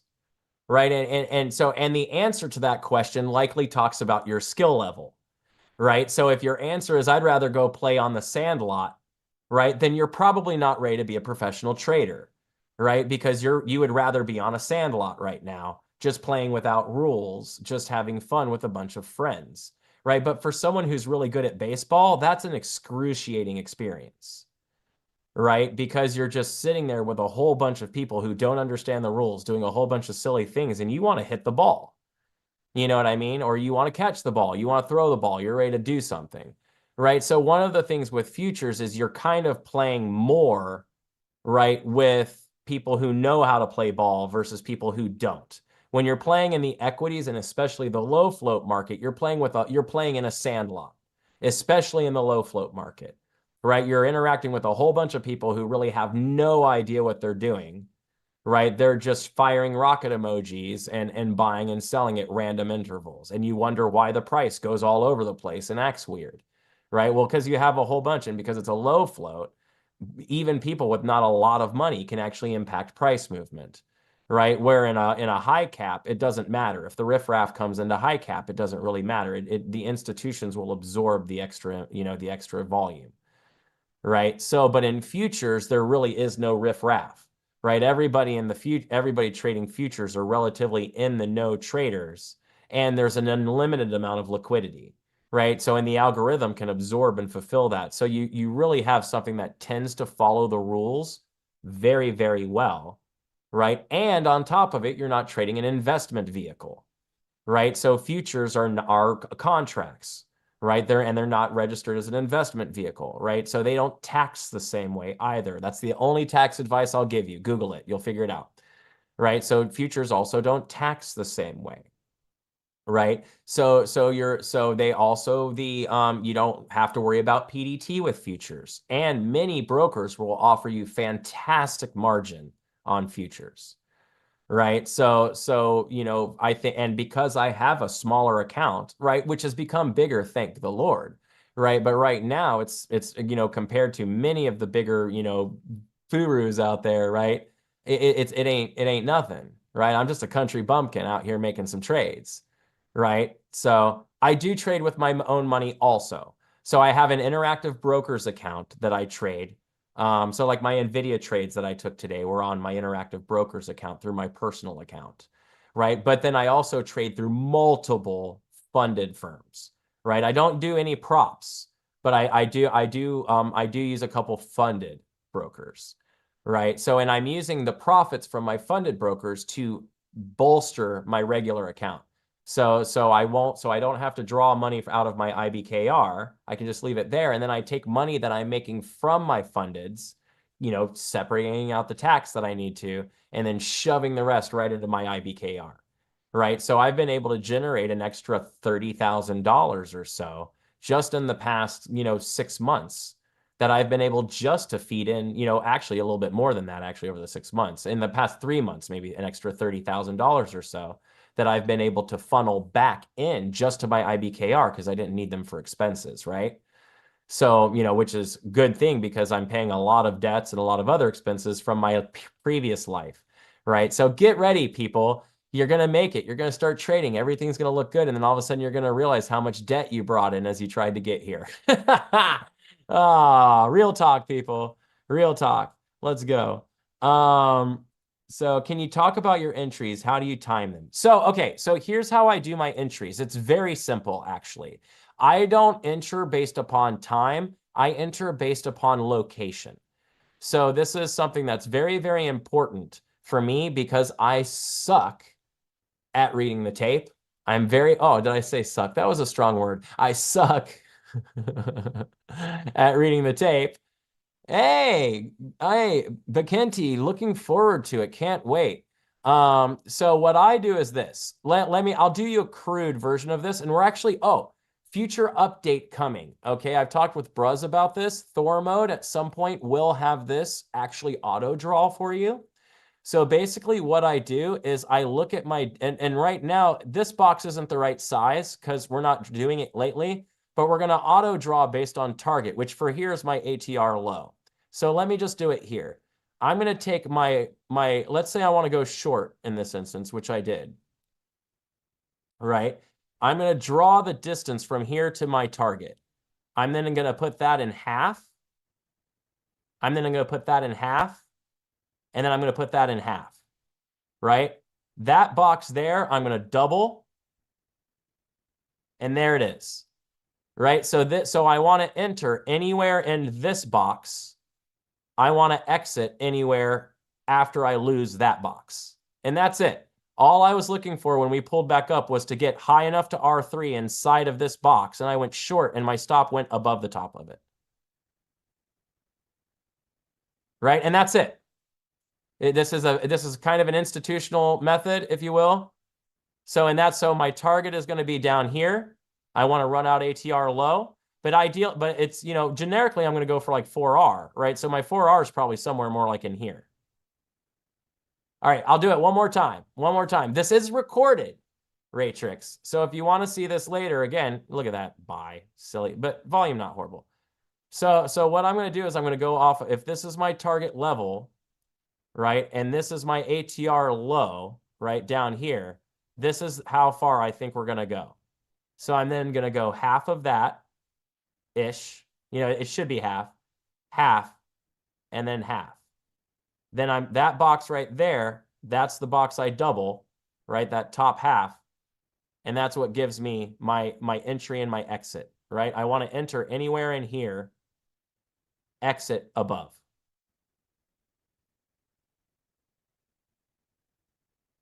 I just used Epic Pen. I'm literally just drawing that visually, basically. Now, when I trade, I know this is like unfair, I think. Number two, I'm on the spectrum. So you got to give me some love for this one. Number two, I used to read sheet music for a living. Right? So it's based on the distance to the ATR. Right? So because I used to read sheet music, I'm very good at fracturing things into lines. Right? So I can stare at this all day, every day, and just see that in my head. Right? So I'm gonna work with Bruz a little bit to get this detailed out. That way, when this triggers, it comes down, it pulls back, and you see that box trigger.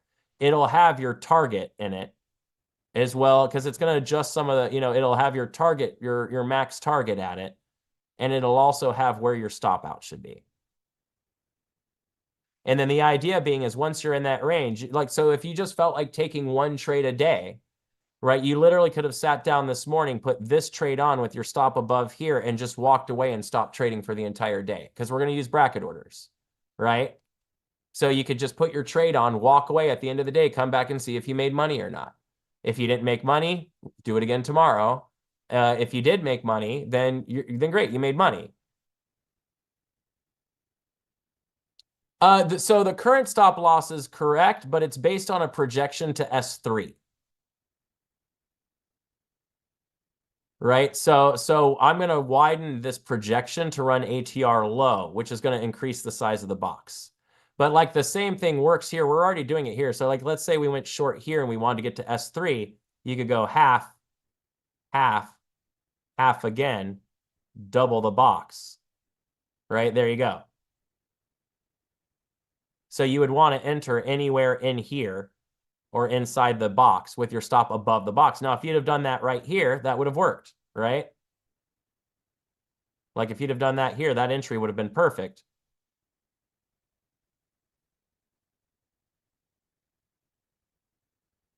Why did I short R3? I shorted R3 because it's R3.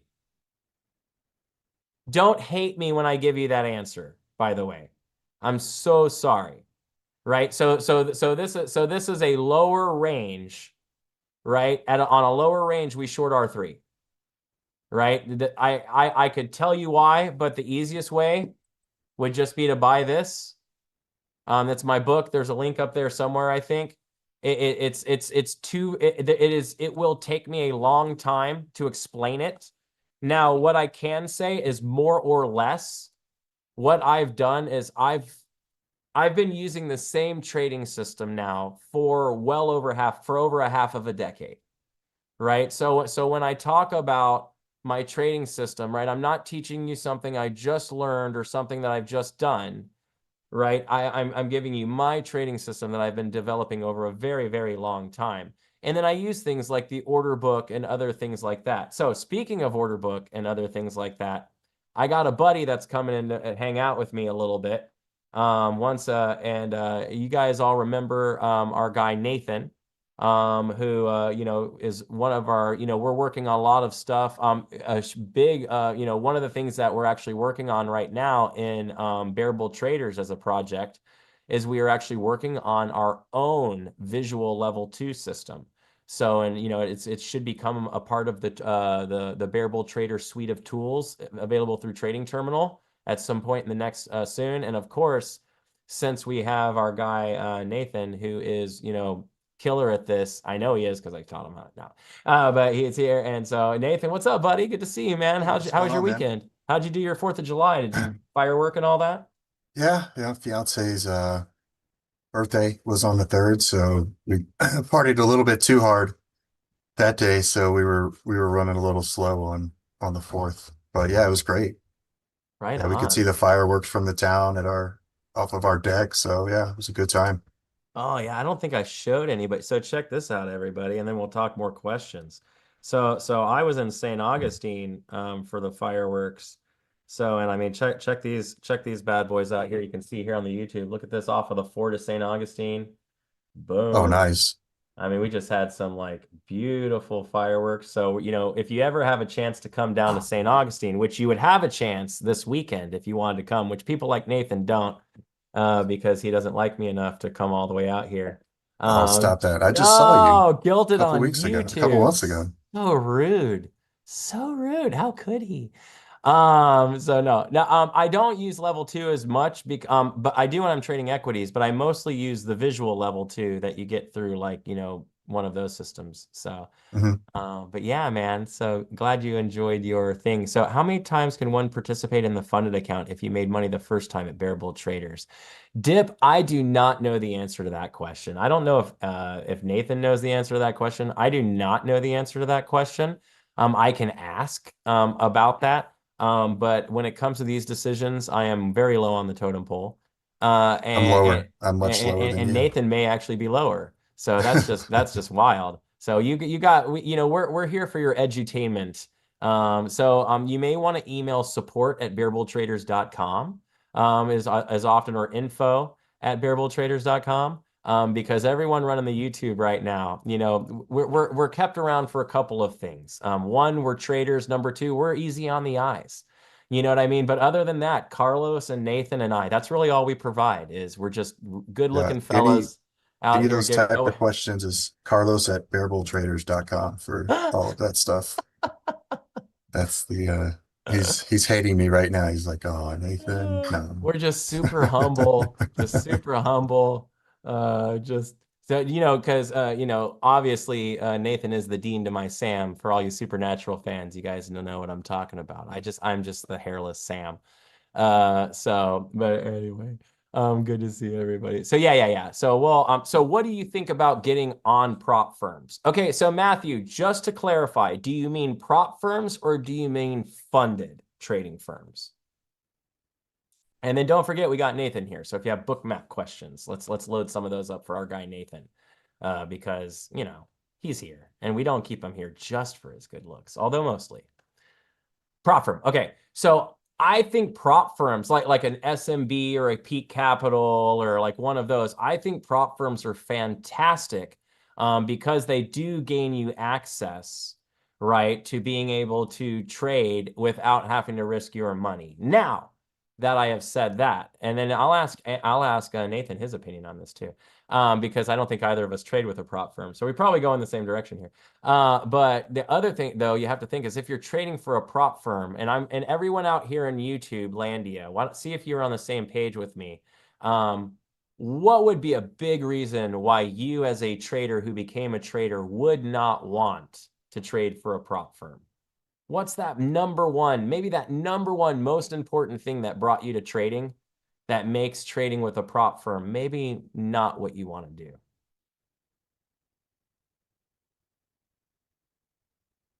Ben, coming in hot. Mark, he's there, right? I agree, Matthew, but I think everyone's going to hit independence and freedom, right? You became a day trader because you wanted to wake up when you wanted to wake up.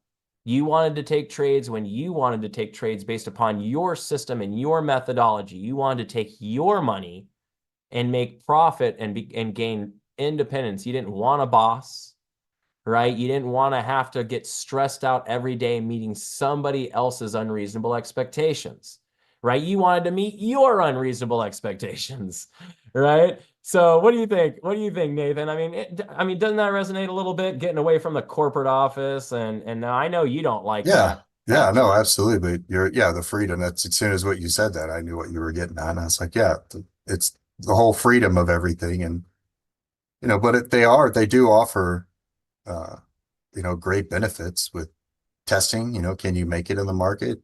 Put a little bit of money out there, to fund the account, and then go through the combines or whatever to see how well you do, and you're not putting tens of thousands of dollars of your own money out there. But Right. once you start to get into it, then yeah, you want to put your own funds and have more freedom with your trading.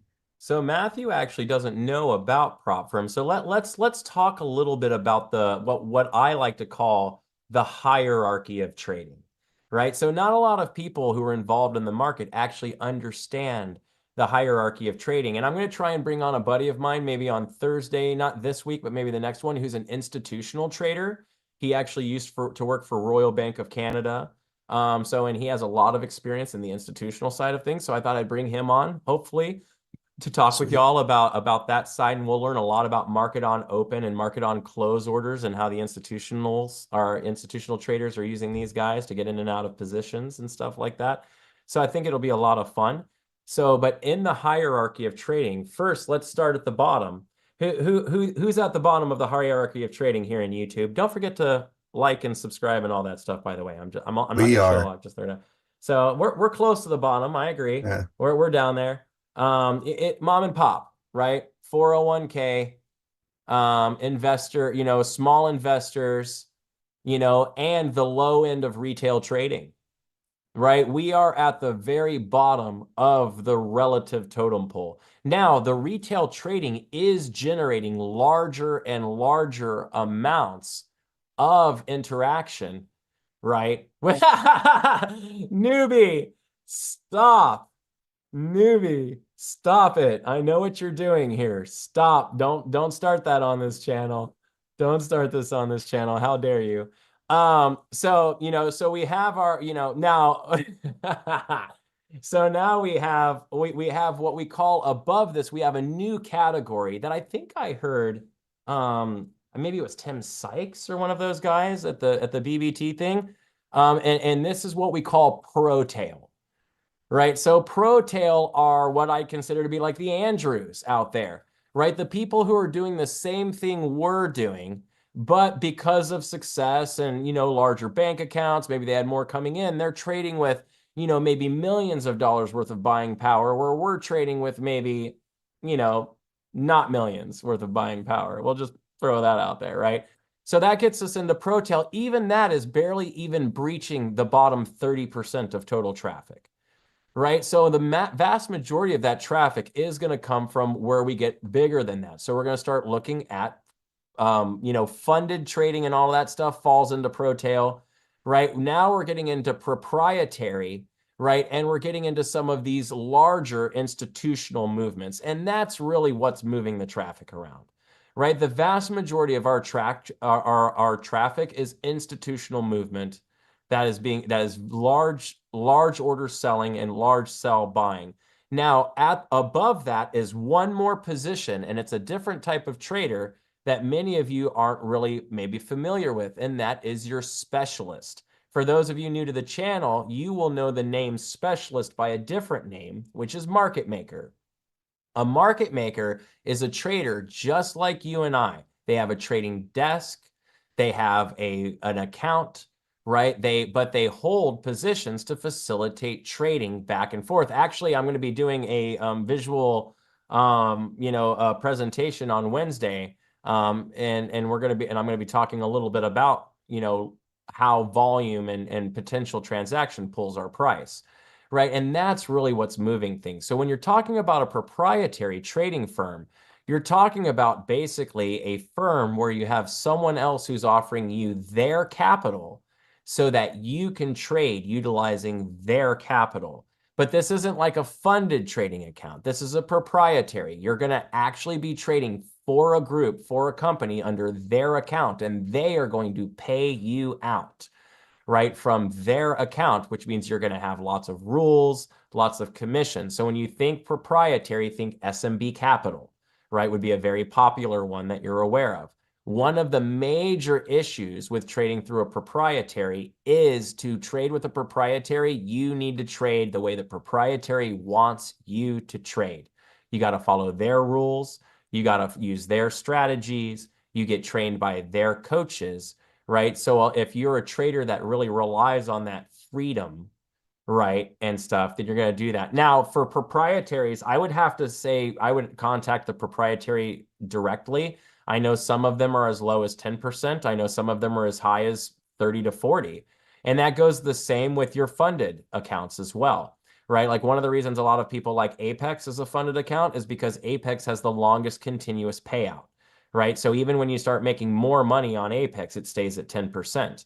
But like, for instance, Top Step or like funded or Take Profit or some of those others, right? Those, like, the more money you make, the larger the split becomes, right? So like on Take Profit, if you get up to, once you've made over like $20,000 or something like that, you start giving back a larger amount of your money, right? Where on Apex, you don't. BBT isn't like that at all. BBTs is based on structural period, right? You get a certain amount of time to make as much money as you can make, and then you're done. But I don't know on what the rules are as far as resetting that once you've made profit.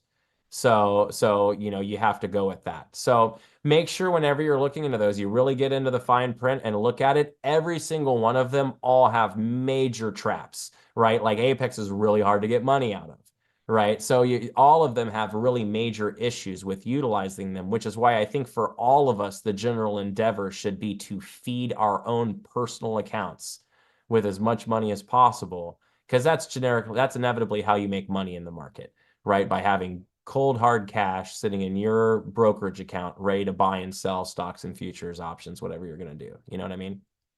So got a little long-winded on you there, Nathan, but I think No, that that's worked. okay. I do have to leave in 5 minutes. Just if any of you So guys let's are hit BBT Nathan with Ben. Elite Nathan, if members, you did not have Bookmap, how would you compensate? And would it be just with getting a larger truck? probably, yeah, a bigger truck for sure. That way I could travel around a little bit more and trade better in my truck. It does have Wi-Fi, so that's nice. But That would be hard to say just because Bookmap is like such a huge part of my trading. Reading the level two just wasn't a skill that I had developed and was able to use that well. But, I definitely want to have a time and sales, a chart. And really, I would just be looking at higher time frames then. I think areas of, previous buying and selling and using the cams and matching things up and kind of getting an idea. I guess if it was taken away from me now, Bookmap, I would have an idea of where the orders are just from looking at it so much and then looking at a chart and matching everything up. But I feel like I'd be so handicapped. I feel like I'd be naked just running around without it. It would be strange for me. Yeah. So I'd never I have to used to admit that. I'm kind of similar. Like I definitely when I travel, like and I'm at the airport, although it was working at the airport I was at this last time I did, it was beautiful. But I have to admit when I do try and trade without it, it's not like it necessarily even changes the decision for me one way or the other, but it makes me feel a whole lot better about it. And I also wish I was short on ES. Like why is ES selling so That much better was, than NQ man, that right was the now? one. Yeah, I went short in Q and it's starting to pull back just off of me, but ES was the Oh one, yeah, wasn't it? because ES offered too high. That's why I didn't like Yeah. it. It opened up in the wrong range, so it didn't have a play. That's why I went for NQ because it actually had a play. But good Lord, ES doing the big sell. So I still feel pretty good about this NQ short. I think like as we even offer, I still think we're just pulling away from some good solid bid to the downside. But we've got more sellers on NQ. But I feel like our buy volume has been significantly lower than what our selling volume was before. You can even kind of see here as we pulled back, our general volume seems to have tapered quite a bit. Yeah. Yeah. Don't even look at YM. You're going to be really upset you didn't take that one. Oh my It Lord. gave several opportunities I won't. I'm not straight going to do it. down. Good grief. But so this thing, it got close. If this, I still think we can run out. I mean, it's only noon. I still think by the end of the day, if we get selling, and there's not really a lot of news today, I think the market's really kind of like a little off right now because with the last weekend, but then I think they don't really know what to do with all the inflationary stuff. You know what I mean? I think the markets, and I think it's a little sidetracked with maybe some of the Tesla stuff. So. Yeah. Yeah. Ben, I've not tried an ADX or Williams R. I use VWAP. I use a lot of, 9 EMA, 20 EMA, 50 SMA. And the cams are really what I use and volume reading VPA. So those are the things I really focus on and get into when I'm trading rather than some of those indicators I find just are a little bit too lagging for me, where VPA the order book kind of gives you the here and now, what's going on right now. So I kind of tend to lean on things that give me more of a better picture overall of what's happening right now within price action.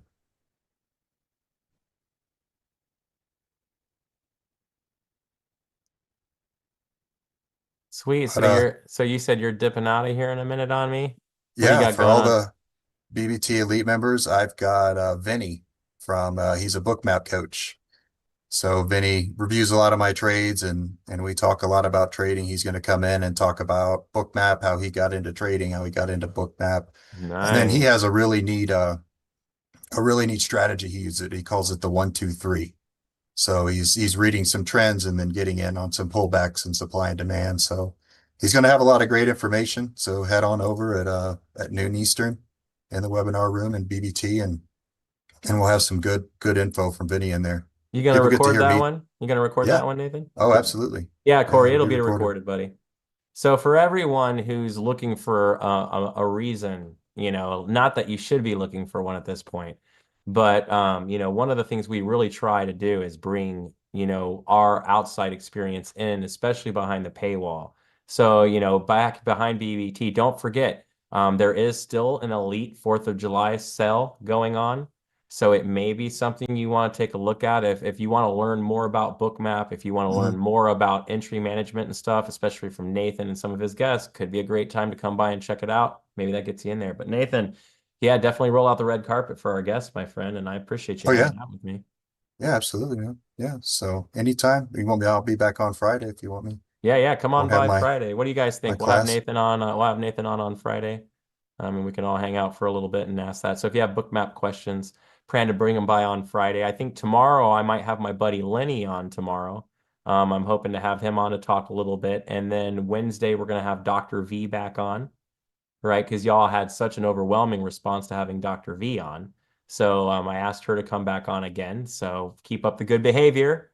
You know, maybe we pull that off. And then you know, and then maybe and then oh, there we go. Look at that sell just hit. Yeah, Nice. I I need told you that. that reoffer looked I weak sauce. All right, brother. I All will right, see brother. you. Have fun rolling out the red carpet, and I'll look forward to I might try and pop. I think I don't have a noon, so I might try and pop over and Yeah, watch some come of pop it. in and say hi. All right, brother. Brian's been popping in and coming on with me quite a bit. So yeah, How pop in fun. and Well, come say hi. you should have just told me the Prophet of Profit was there. Now I'll actually show up. No, I'm just kidding. All right, brother. Have fun, and don't forget to hit that record button. I know if you don't, Corey will be crushed. Oh, I got it. I'll get it. All right, All brother. right. Bye. Bye. All right, everybody, thumbs up for our guy Nathan. You know, make sure you let him know that you love him. It's really a lot of fun to do that. How do I do that on the trading I've never tried to send the template. So I mean, I think I can do a layout, but I've never done actually shared the template. So let me figure that out, and I'll try and get it somewhere where you guys can get to it.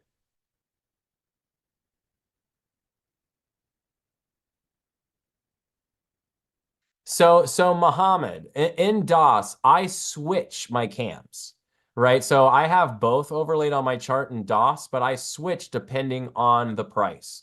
So if we're in the pre-market, and while we've been in the pre-market, we are still inside of the regular trading hours, highs and lows, then I will continue to use RTH cams, right? Which is without pre-market data. If we move outside the RTH high or low of the previous day, I will then switch and include that data because we have now moved out of those ranges. So I want to now calculate off of the next set of sellers and buyers, right? So now in TV, right, we automatically switch, right? And we've also developed some hotkeys inside of BBT that you can just hit a button, like on your Stream Deck, for instance, right? You can just hit a button and it'll automatically switch them for you.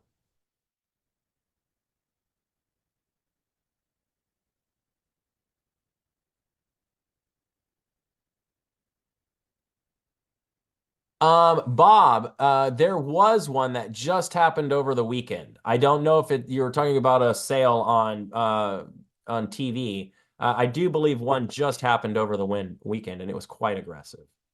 The cams that I use are Camarilla Pivot Plays. They are my cams. They are coded by BruzzX.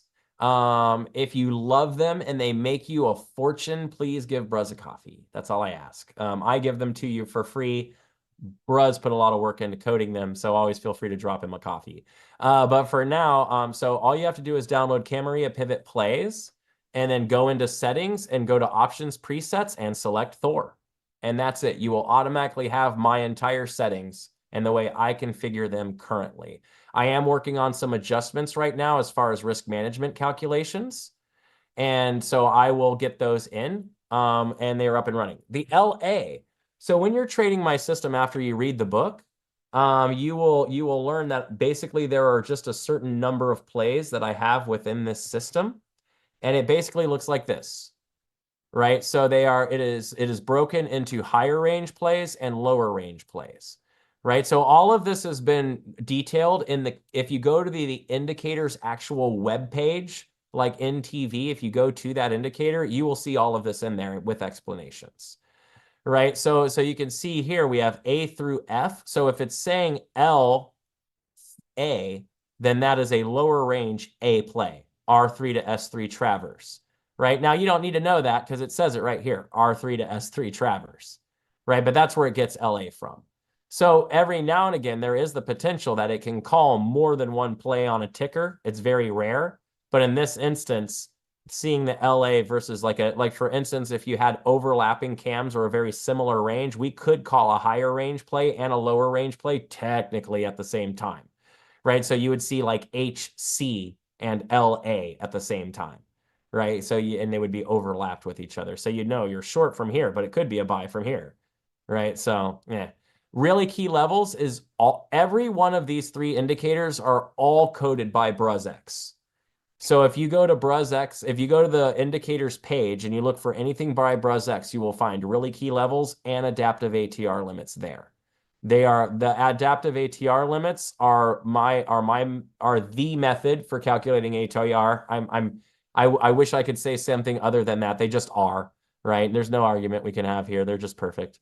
So, and then the really key levels, it's actually a lot of levels that you can choose from. And I specifically like high of day, low of day, open price, pre-market high, pre-market low, yesterday's close. And I like yesterday close, because if we're in a similar range, I can tell if we're technically in a higher or lower range using those two. Boom sauce. We cannot entice our sellers to sell for the life of us right now. It's just every time we start to sell, we got someone down here that is just super happy just to buy. And we have not we have not obtained enough selling volume into the market, even with all this red CVD, to flush this price down yet. I mean, come on. I still feel the VPA still feels like a sell though, don't it? Like whenever you look at this, like look where all the big candles are, right? Anytime you got a big candle, it's always on the sell side. It's always as you're making lows. You know, I mean, this ticker sells much easier than it rallies right now. This feels like a sell. You know what I mean? So I think we're just distributing this range here. Anytime we get up to premium, we hit selling because we start distributing into retail and whoever's willing to buy here. So, but overall, it doesn't look like we have more selling than buying. So it's, it's not really reasonable to think we're, it doesn't feel like accumulating here. The VPA doesn't fit an accumulation cycle. So I'm still feeling the short still feels like the right thing to do. Gut still feels short. Play still says short. We stay short.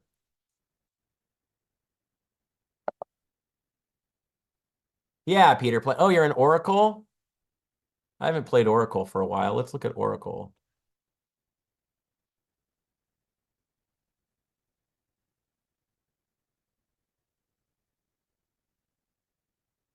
Higher range or a lower day range. So higher range or lower range does not mean it's a range day. Higher range or lower range just means higher range or lower range. You can figure them out in 2 ways. One, you can adjudicate the CPR ranges, which is S2 to R2 in both days on the cams. And if it's higher, it's higher. If it's lower, it's lower.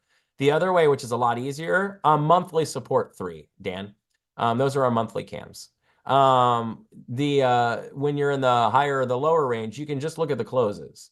Technically, if we closed higher yesterday than we closed the day prior, we're in a higher range today, right? So it's not 1,000% accurate, right? Because if we've had weird pre-market movement, there can be a little difference there, which is why the CPR calculation is better than just the range calculation. But the range calculation does work.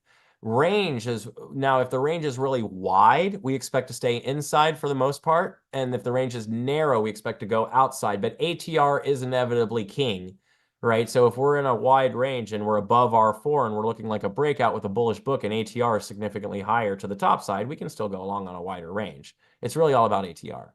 Right now, this is a higher narrow range. So this was actually a counter trending breakdown. And it's what it did. It opened and it went into a counter trending breakdown. But if you're long off of S6 right now, or this low yesterday low, which is right by S6, that's a glorious spot to be long. So you can see we bought, we supported, and we've been buying pretty much ever since. Most of our volume's all on the buy side. Right now, I haven't seen any exhaustive sell. That was our first sell, but that sell wasn't responded to by more selling. It was responded to by buying and then a lack of selling. So I think we hit a profit target near the open and then just sold. But I don't necessarily think this is a reversal signal. I just think we hit a really big seller. We need to see more selling as a response to that. So I'd like to see this offer. And as we reoffer the open again, I'd like to see a seller hit again. If we get 2 sells off of that area, then I would be willing to cut that long or get short off the open.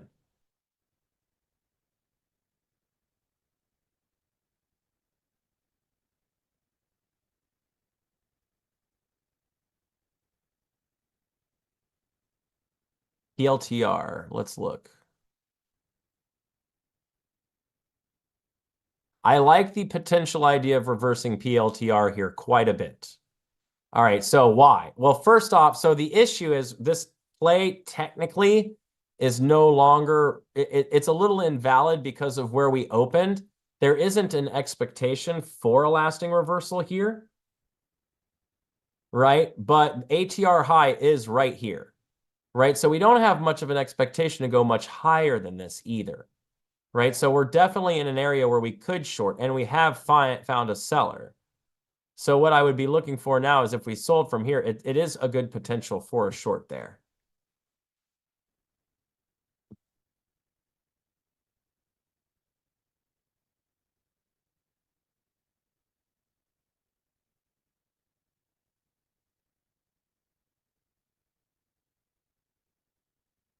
Gotta call my Dada's doctor when I get off the phone. So we're gonna keep just holding this in queue. So, all right, so 3 minutes till we're off of the off air here, right? So for the rest of the week, what we've got going on, links up above all over the place. Number one, Saturday, BBT, St. Augustine meetup, hang out with your boy, right? It's going to be low key. It's going to be drinks. It's going to be hanging out at a beach. It's going to be stock trading and having a good time, right? So come by and hang out with your guy and do a little bit of that. If you're available, the whole thing is just at your expense to come. Other than that, there's no tickets or costs. We're not doing classes or trading or any of that fun stuff. No, I'm kidding. We're just going to be partying together and talking trading and having a lot of fun. So come on by. Blake Gerald's going to be there. Oh man, that's exciting, man. I can't wait to hang out. So I've been enjoying your music, by the way. I've been totally zoned in on some of your like meditation and some of that music that that you have up on Apple. That's pretty cool, man. So also don't forget, we are going to have hopefully Lenny tomorrow to trade with us for a little bit. Wednesday, Dr. V coming in, right? And then on Thursday, I'll be hanging. Friday, Nathan with Bookmap. So a little bit of something all week long for everybody. So don't forget, as we're getting off the air here, don't forget to like, don't forget to subscribe, don't forget to set your alert to let you know when we're going live, right? And come by. So we'll work on trying to see what we can do, Leah, to get you into TradingView here. If you can't get in there, send me an email, thor@bearbulltraders.com. I will get you we'll get you a link set out to you, okay, so you can get to it. So sometimes, depending on where you are, sometimes it's a little weird. So we'll take a look at it. And then I will talk to all the rest of y'all about that a little bit more. So I hope you all have a great rest of your trading day. Much love to you always, and as always, keep it green. Talk to you soon, people.